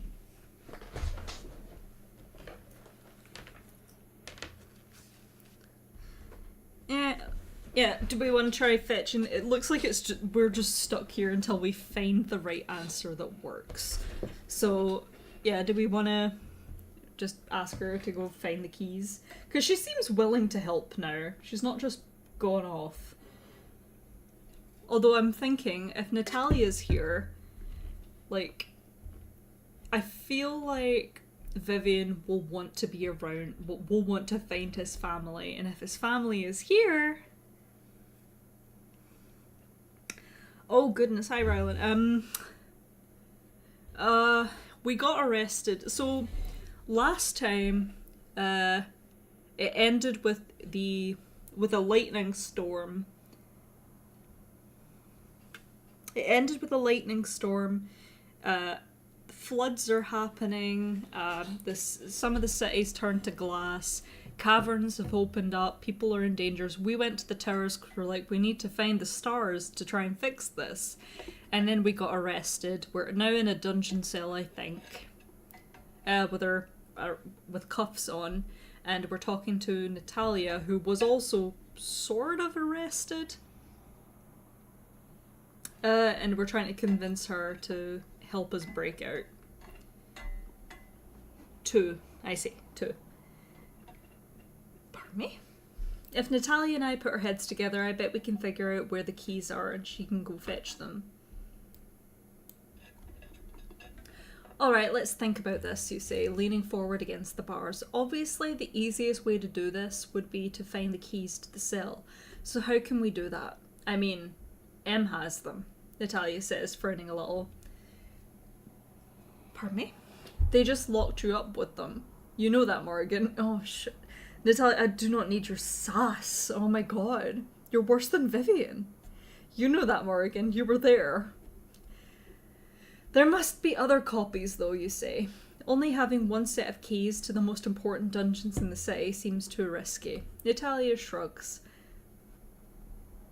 So does having another set and doubling the chance of the keys getting stolen, though, doesn't... Wait. So does having another set and doubling the chance of getting a chance of the keys getting stolen, though, doesn't it? But if you only have one set and it gets lost, then you can never get into the dungeons again, you point out. You're assuming any of the tower people acknowledge the possibility of making mistakes, Natalia says, rolling her eyes. In the end, the two of you spend more time arguing about just how many keys are likely to exist than making any progress towards finding any of them. Natalia proves stubbornly difficult to redirect, despite your best efforts. By the time you both lose patience with the discussion, you're no better off than when you started.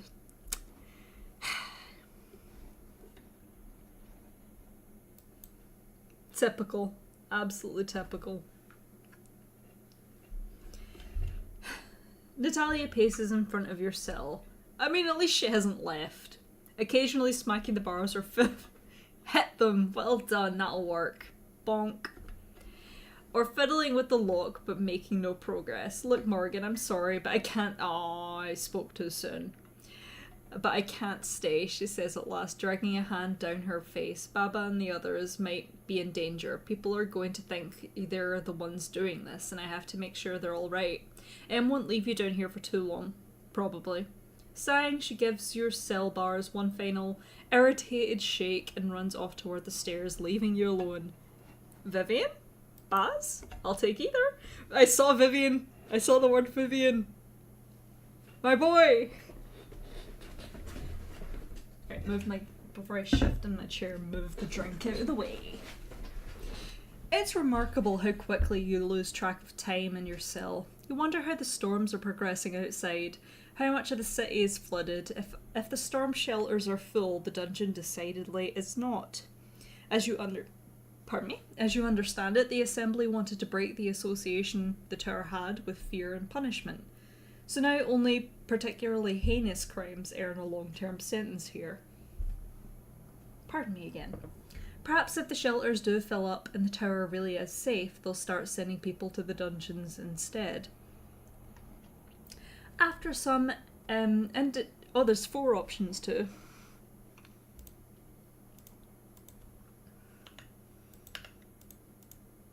Oh, 3 and 4.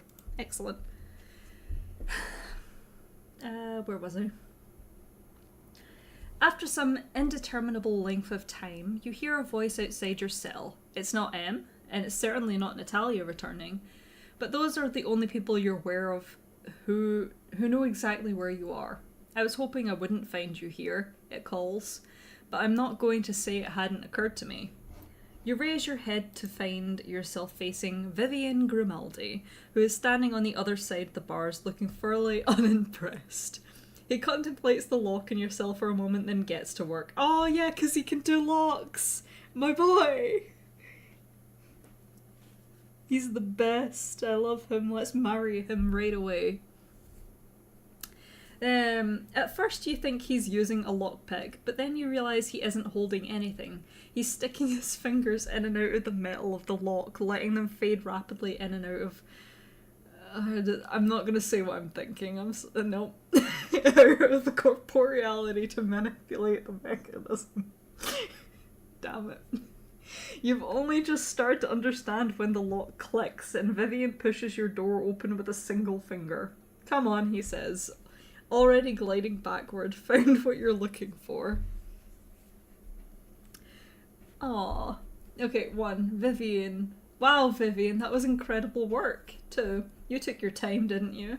3. You found the tunnels, then we need to be going. It's our duty to put this right. 4. We have to go. Everything the people in the city built is in danger. 1. Yeah. 1. Of course, 1. Wow, Vivian, you're incredible. I love you. Yeah, can we get Daddy out while we're at it? Oh, that? Vivian turns back toward the deeper halls of the dungeon, but not before you catch his pleased expression. Been practicing a little. I have a lot of free time. Without another word, he's off, heading down a corridor you haven't yet explored.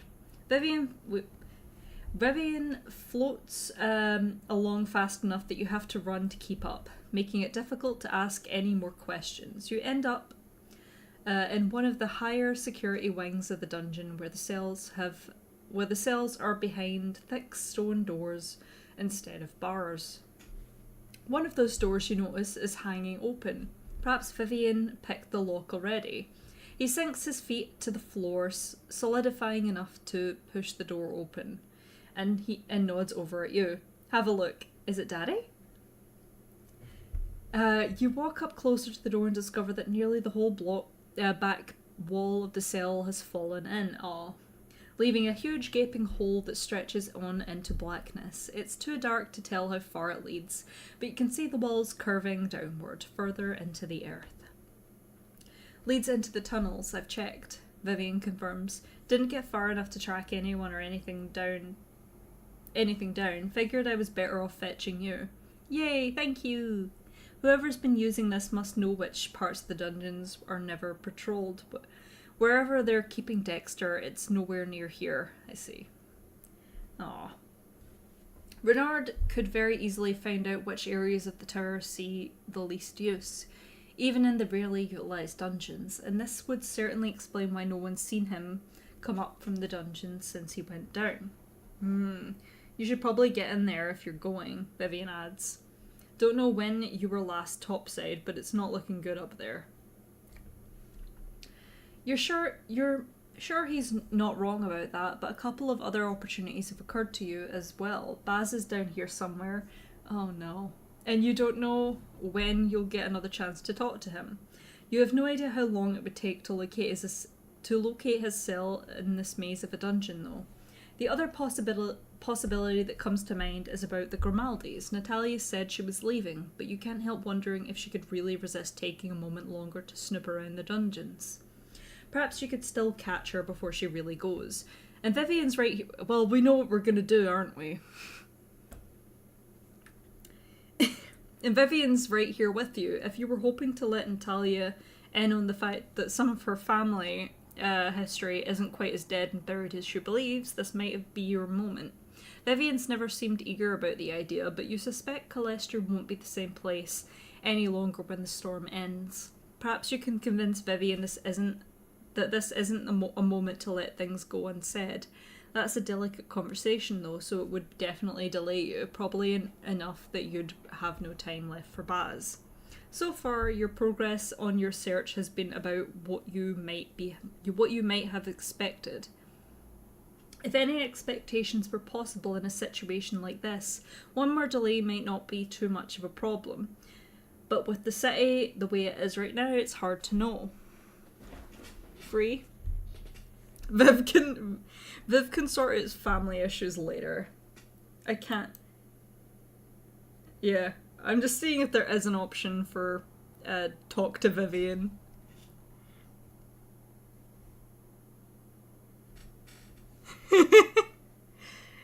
Daddy, we're coming! I can't turn down a chance to talk to Daddy.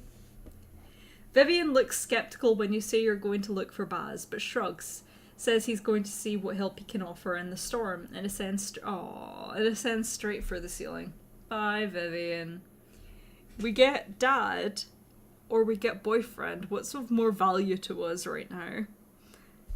I think Baz is gonna have to wait. But he's not, because we have to talk to him. Vivian looks skeptical. Yep, ceiling. Back outside the cell with the tunnel entrance, the dungeons are just as much of a maze as before. This whole area seems to consist of higher security cells with stone doors. Baz is fairly likely in a cell like these, but you have no idea how far it might be. All you can do is walk up and down the corridors and peer in through the small barred windows of each door.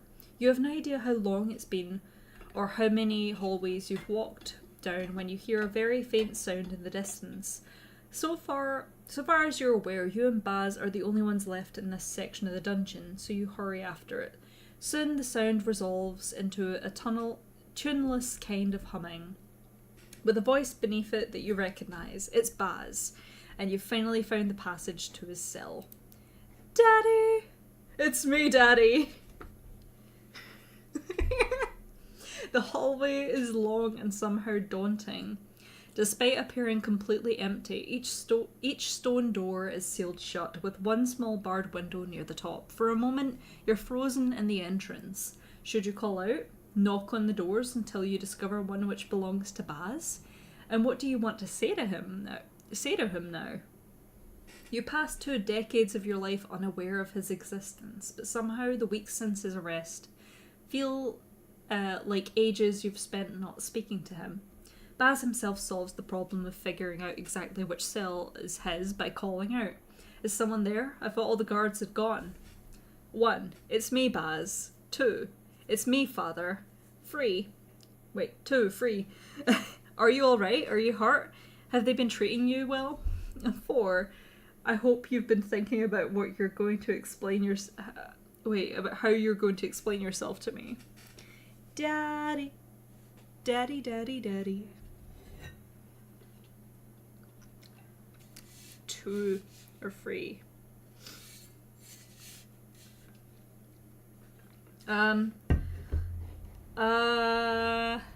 I think I'm gonna coin toss the 2 and the... Wait, where's the coin? There it is. Found it.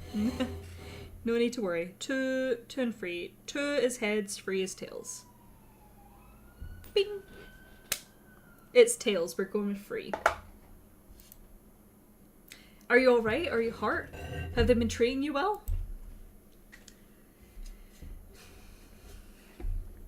There's a frantic noise from within the cells as Baz scrambles to the door. Morrigan, he says. The sound a little more than an exhalation.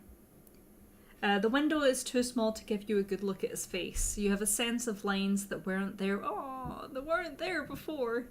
Of thinness and exhaustion, but really you see little more than your own eyes staring back at you. Oh. I wondered if this might be your work, if you'd succeeded with the stars, when the guards told me what was happening outside. Baz goes on, sounding a little wistful. Didn't seem terribly likely, though. It's all a little sloppy, from what I've heard. The guards spoke to you? You ask. Should they have moved you to a storm shelter? M said the holding cells should be fine, but M was M was also in a hurry. The higher security cells ought to be just about as safe as the shelters are, or so they said, Baz says. Besides, the tower's more or less unassailable, as I always understood it. I'm probably better off than most in the city right now, just from being here. He pauses, and his voice goes a little sharper, more focused. What about you? If you aren't the one doing this, shouldn't you have been bundled off into a shelter yourself? You just finished telling me the tower is the safest place in Calestria, you point out. Why should I need a shelter if you don't? I did just say that, didn't I? Baz releases a breath. You'll have to forgive me. I've spent so long worrying over you, Morrigan. God damn it.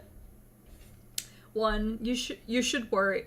You should worry. It's been rough out there without you. 2. No need to worry about me, I'm fine. 3. I've been worrying over you too. 4. I still don't understand why you didn't tell me who you were at the start, or years ago even. 5. I hope you don't think I'm here for sentiment. I wanted to tell you in person that you're no kind. No, we're not picking that. I refuse. Yeah. Daddy. I've been worrying about you too, Daddy. No need for that. I'm terribly dull in here. But that's the worst of it. The guard's been perfectly civil to me. You know how responsible Emeraldine is. Baz is trying to sound cheerful. You can tell. But his voice is mostly just hoarse from disuse. Now, did you really come here literally just to talk? Because I won't begrudge you that, no matter what it is you have to say. But it does seem likely you have other things to be getting on with. My information is limited, of course, but if my other assumptions thus far have been correct, I strongly suspect Ray's bitten off more than he can chew. I knew it. I knew it. It occurs to you that Baz doesn't know about the story in the comet. Surely he would have mentioned it already if he did. Either the guards who spoke to him this morning didn't mention it amid the chaos, or they hadn't seen the newspaper yet. You suspect the latter, given the article it alleges about Baz himself. It seems unlikely that anyone from the Sublime Guard could have stood before the Sorceress's husband and not let on that they knew who he was. There's no need for you to tell him now, and perhaps that would simplify things. He'd have questions, you're certain, but he ought to be intrigued that the comet has allied you with your mother at last. And he's sure to find out eventually, assuming Calestria is still standing after the storm. Of course, it's been weeks since you last saw Baz, and your mother and your plans are hardly the only things you have to discuss. You find your eyes straying over his cell door. You've had the chance to examine several similar ones on your way here, and you can tell they're all thick stone, securely locked, and any gaps tightly sealed. The only way to break through a door like that, without spending more time than you have to spare, would be with magic, and doing that would surely cost a slither. It is worth it. 1. I'm getting Baz out of here. It's worth a slither to set him free. 2. I just want to have a simple conversation with him, not about the sorceress or the newspaper. I've missed him. 3. Baz left me for decades, then lied to me for weeks. I came to say that I don't need him and never will. 4. I have to take this chance to tell him about the comet story and discuss what we need to do next. Free him! Free him! It's worth it. I told you to save the slither with this. This is what we were saving it for. Jailbreak! Free someone from a lonely fate. Wait, is that... I feel like the implication of that achievement is that he would have been left there forever. If we just left him now. Oh my god. Alright, you reach for your slither. Stand back. What?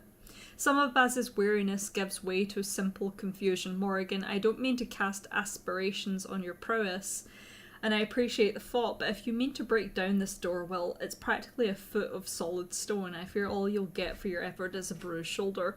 Never use your shoulder on breaking down a door. You use the ball of your foot and put all of your weight into it. You never, ever, ever use your shoulder. You're gonna just dislocate your shoulder. I need to rant about that. Anyway. Not the way I'm going to do it, you say, feeling the star fragment warm beneath your hand. What? Baz says again, then you hear an intake of breath and footsteps scrabbling backward. When he speaks again, you can tell he's much further away. Morrigan, the star slithers are a precious resource. You're a precious resource, Daddy! Are a precious resource, and I assure you I'm perfectly fine to wait a little longer. There's really no need to waste. You aren't actually sure if he gives up then, or keeps going. In your concentration, you've stopped listening. Breaking apart this stone is going to take all of the force you can put into one spell. Knowing your mother, the door is likely reinforced with some of the tower's arcane power. You can't afford to hold anything back. Cover your eyes, you call it to Baz. The heat is a concern, but you think you can get the stone to absorb most of it. You're more worried about rock shards flying in his direction. There's no way to verify that he's followed your instructions, so you wait a couple of breaths, steel yourself, and channel all of your slither's power into a vicious missile of lightning.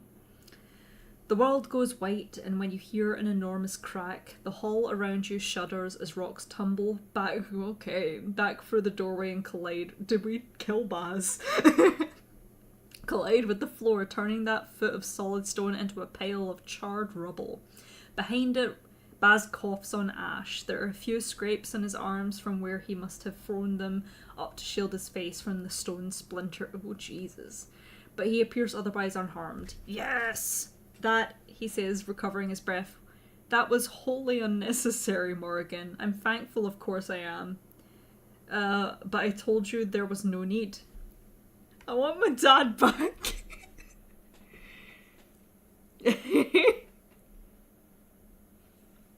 I know, but I wanted to make as much trouble for the garden assembly as possible. 2, I disagree. I need someone out there pushing Calestri toward that cliff. Interesting phrasing. 3, there was no need for you to take that fall for me in the first place. I'm just returning the favour. 4, I wanted to see you. 5, I need my father back. 5! Please, everyone, pick 5. We needed our dad back.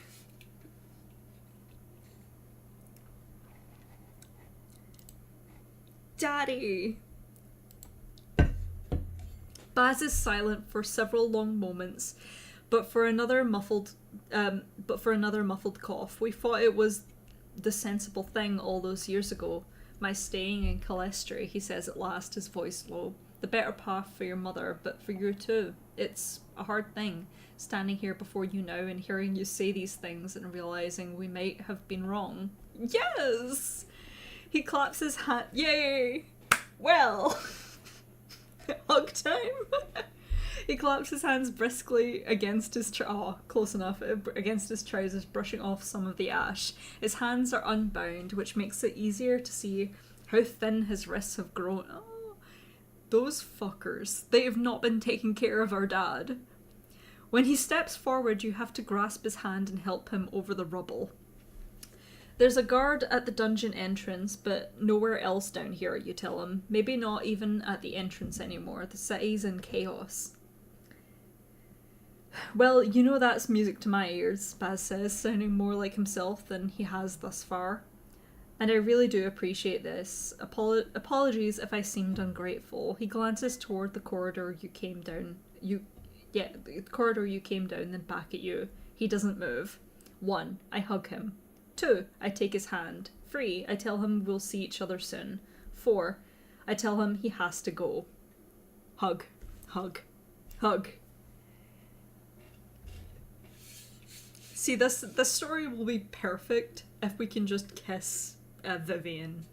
Then the story will be chef kiss. Mwah. Okay, it looks like 1. We hug him. We hug our dad. We love you, Dad. With a soft intake of breath, Baz pulls you into his arms and you can feel... Next goal. Literally, I don't care if the city burns, we're helping Vivian. You can feel how thin he is beneath his tattered clothes. Those bastards, they're gonna die. He's a person, even though he's a prisoner. You need to take care of him. But he's steady enough on his feet, his arms wrapped tightly around you. It's funny, he whispers. I can see you and speak to you, and it all feels perfectly normal. But the moment I touch you, it's like I realise I haven't believed you're real until then. That doesn't make sense, does it? Abruptly, he steps back. His eyes are red, though that could be from the ash. I have to be going, or I fear I never will, he said. He says with a faint, rueful smile. With that, he departs for the wider corridor. His steps are shaky at first, but they even out before long, and he seems to know where he's going.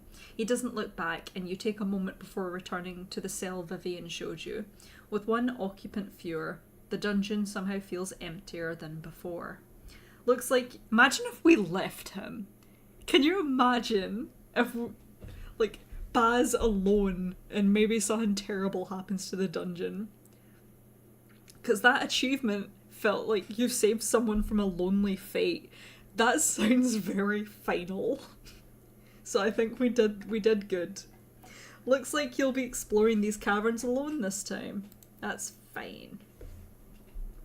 You descend gingerly into a section of the tunnel much smaller than the one you previously explored. The walls nearly brushing against your arms, but that closeness only lasts for a few steps before you emerge, nearly falling into a more familiar section, wider and smoother. The earth neatly packed into the walls around you. The entryway you use seems, on reflection, to have been rather hastily carved. Perhaps it was only created this morning, in a rush. There's no flooding down here, not even a hint of dampness, which is truly remarkable when you remember the plaza cave-in that appeared to lead into these very tunnels. But you remember too that the lightning and the worst of the rain seem to avoid the tower itself, and you're directly beneath the tower now. Perhaps it has its own protections. Now that you're down here at last, you know exactly where you need to go. The sealed door where the stars are hidden. Renard may be there, or he may not, but he's only a secondary concern. Perhaps you'll need him to get it open. But given what's happening around you, perhaps it's open already. You think you can even feel a sort of tug, a call urging you in the right direction. You can find that door again if you can just make sense of these winding tunnels. There it is.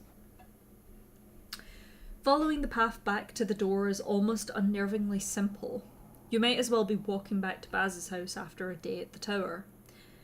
You've nearly reached it when you come upon something else. A figure standing in the middle of the path. Around the next bend is the door, though it's out of your sight and the person is transfixed, staring beyond that corner. This is quickly turning into a horror story. You can't see what he's looking at, but from the way he's frozen in place, you begin to wonder if it's something more than that immovable sealed door. He hasn't noticed you yet, and his face is turned away. But you recognize him, just as Nobu advised you. It's Renard Ghislaine. However distracted he may be, you probably don't have more than a few moments to choose an approach. Kill, kill, kill. 1. Whatever he's been doing, he clearly has ill intent. I tackle him to the ground. 2. I sneak up on him and grab his shoulder. This doesn't have to get violent, but I want to have the advantage if it does. 3. I'll just walk up and ask him what's happening. 4. I'll come up with a creative way to distract him so I can get past to the stars. 2, 4, 6, 8. Who do we appreciate? Knife, kill.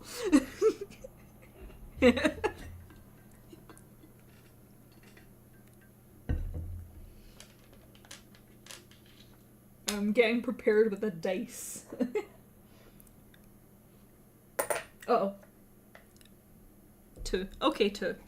I sneak up on him and grab his shoulder. This doesn't have to get violent. I want to have the advantage if it does.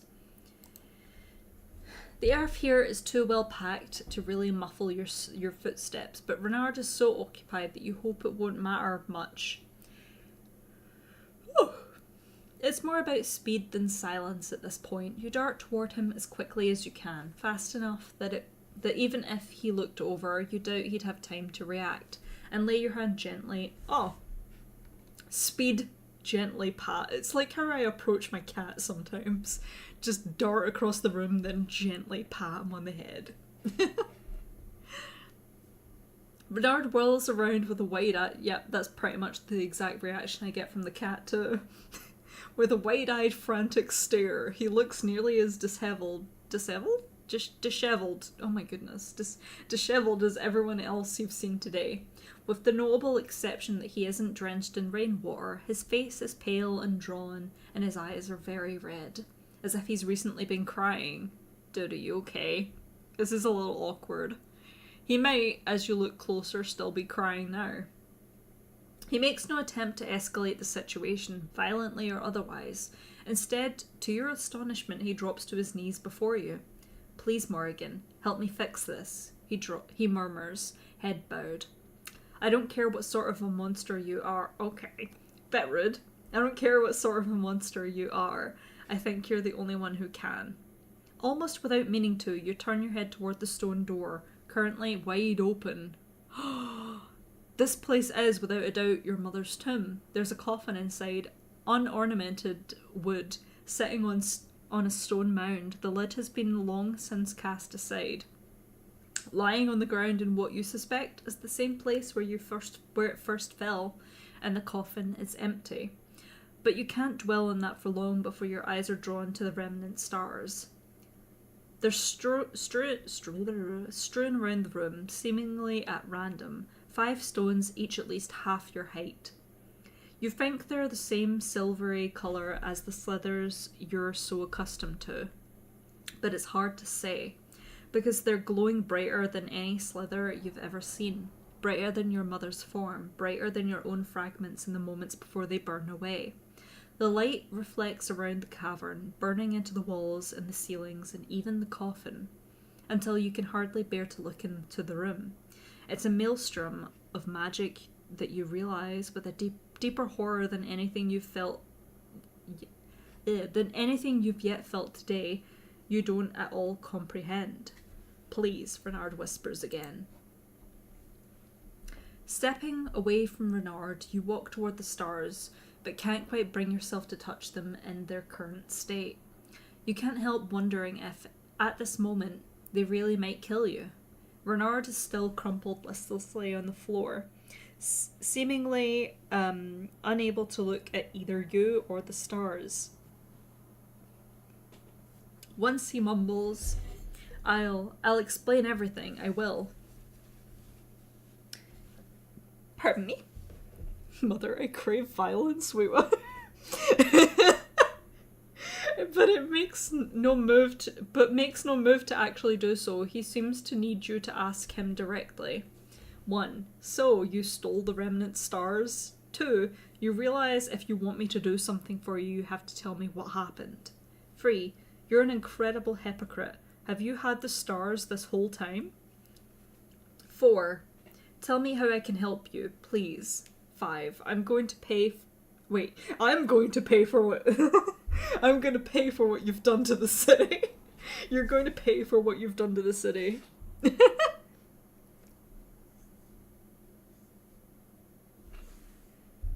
1, 2, 2. 2, okay. You realise if you want me to help me... But you realise if you want me to do something for you, you have to tell me what happened. Oh boy. Yes, I know, just a moment. Renard says quietly. Sorry. Yes, I know. Just a moment. Renard says quietly. Renard takes a breath, then distantly, as though speaking of something that happened to someone else, he says, We never saw your mother bleed. She was never on the battlefield. She was up the tower or in the sky. Even when we climbed the tower and finally fought her in person, her wounds would close as soon as we made them. Until my sister Renata... Oh, that's who Renata is. Get down, Zara.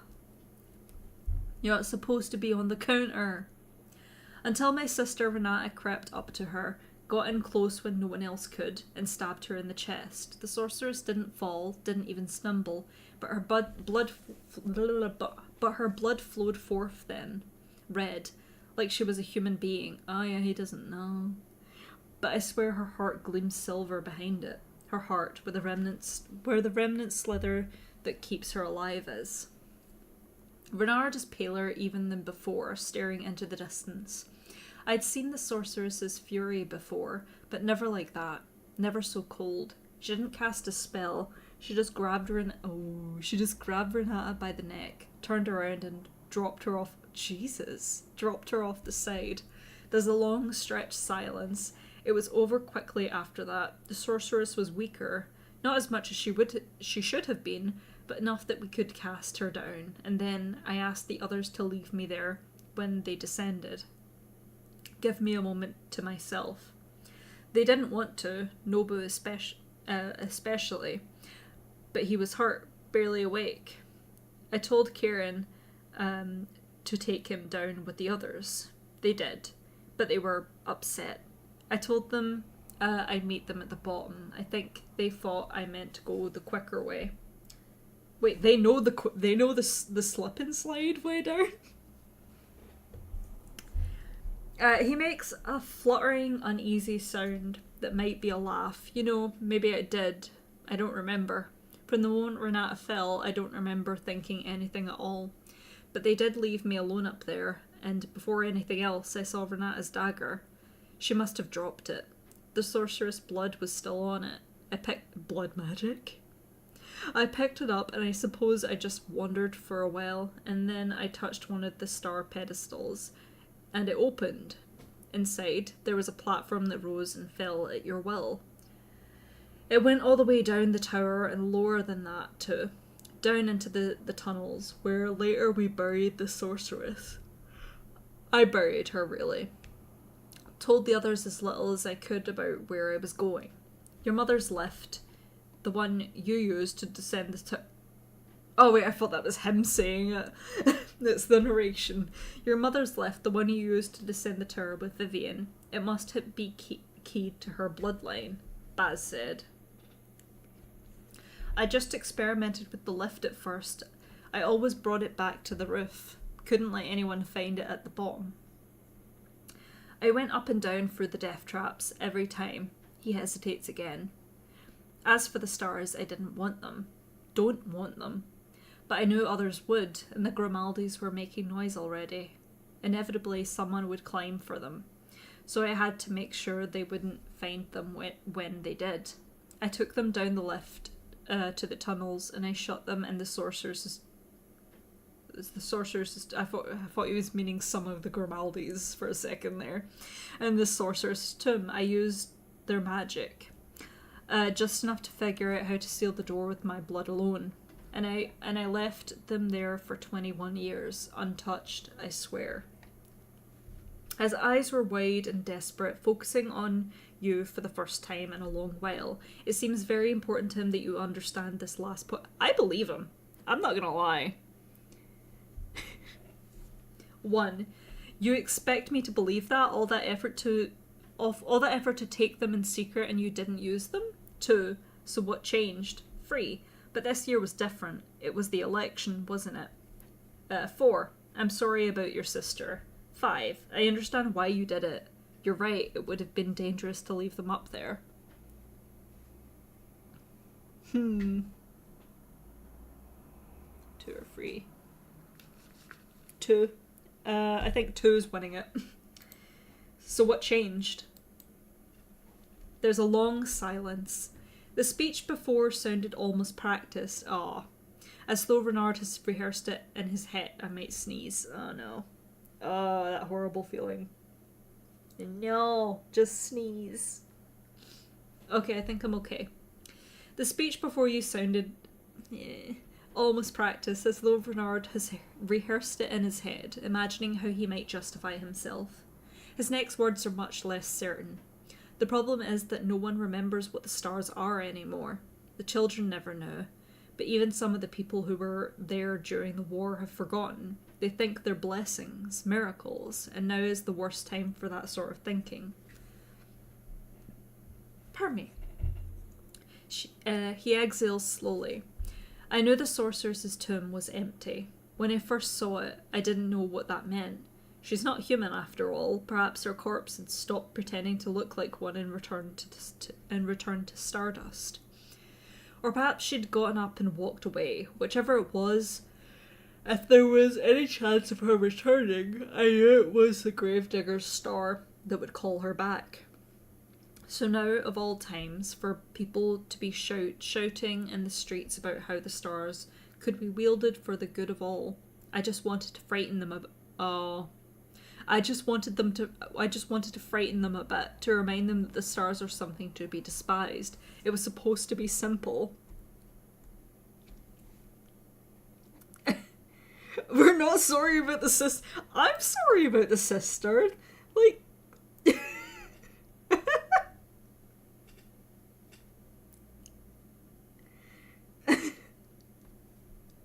Violence. Oh my god. Either you guys were lying about being pacifists, or or I have turned you. Okay. The lightning strike at the plaza was more powerful than I anticipated. Oh, so he planned the attack on himself. Dude, what the hell? The lightning strike at the plaza was more powerful than I anticipated, even with the size of the piece I carved off the star. Renard! Carved off the star, Renard says, almost more magic running through me than I could bear, and it was never supposed to reveal the tunnels. I spent weeks trying to steer M away, and I still couldn't do it, quite. The storms I summoned after were better. Natural seeming almost, but enough to remind people how things used to be. The way they used to feel in a city where the stars were wielded, but now, this morning, you both looked back toward the open tomb door and a blinding light filling the room instead. It was supposed to be a regular storm like the others, Renard insists, curling in on himself. I don't know why it's turned out like this. I didn't want it. I never wanted anyone to get hurt, and I can't stop it. I can feel the magic flowing through me, and I... Stab?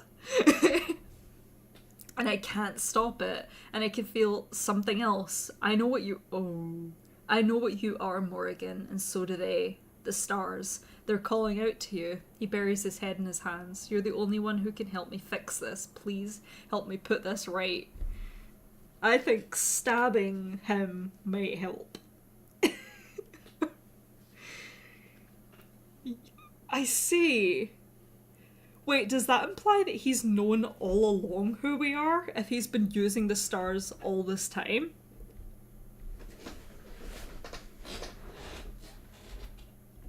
Damn. Anyway, that's chapter 8. Sorry, that was chapter 7. Goodness. And you're gonna have to wait 2 weeks to find out what happens next, because I'm not gonna be here next week.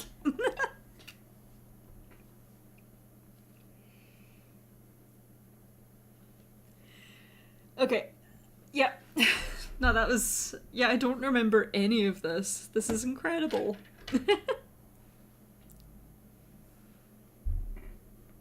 So, yeah, anyway. I hope you guys enjoyed that. I'm still disappointed that there's not enough Vivian romance stuff, but I'm sure it's coming up. We found the Star Slithers. Goal accomplished. We saved Baz. I don't know what comes next. Yeah, freeing Baz was a good... We did good. We got Daddy free, and we found out that Vivian's very good with his hands.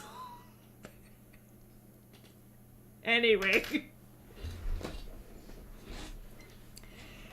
I'm terrible, I'm sorry. Yeah, I feel like they wouldn't continue... Like, chapter 8, we've still got, I think, 8, 9, 10, 11... I think we have 4 or 5 more chapters to go before it finishes, so, and they're quite long chapters, a lot happens, so we've got quite a bit to go.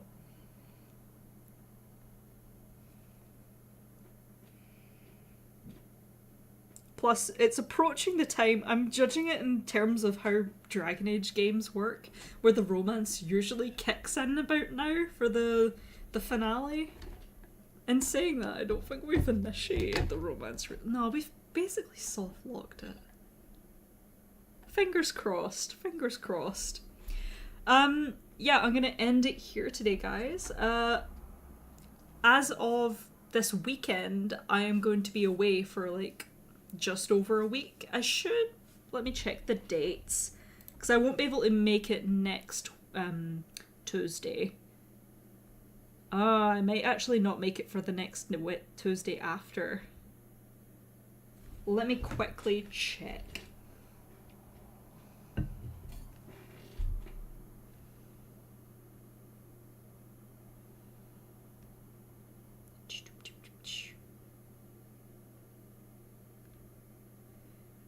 It's a little bit back in my calendar thing. Yeah. Oh gosh.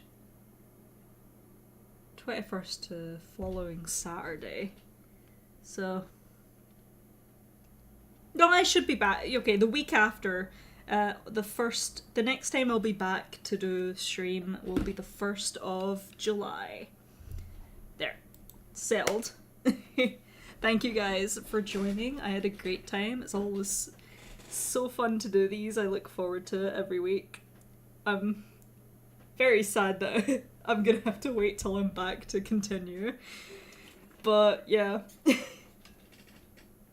Yeah, anyway, I'm trying to think if there's anything else. I think that's about it. So yeah, thank you again, guys. I hope you all have a good evening, a good afternoon, whatever time it is for you. I will see you around. I think it auto-saves. Excellent. No stream next week, but the week after I'll be back. I think that's everything. So yeah, goodbye guys.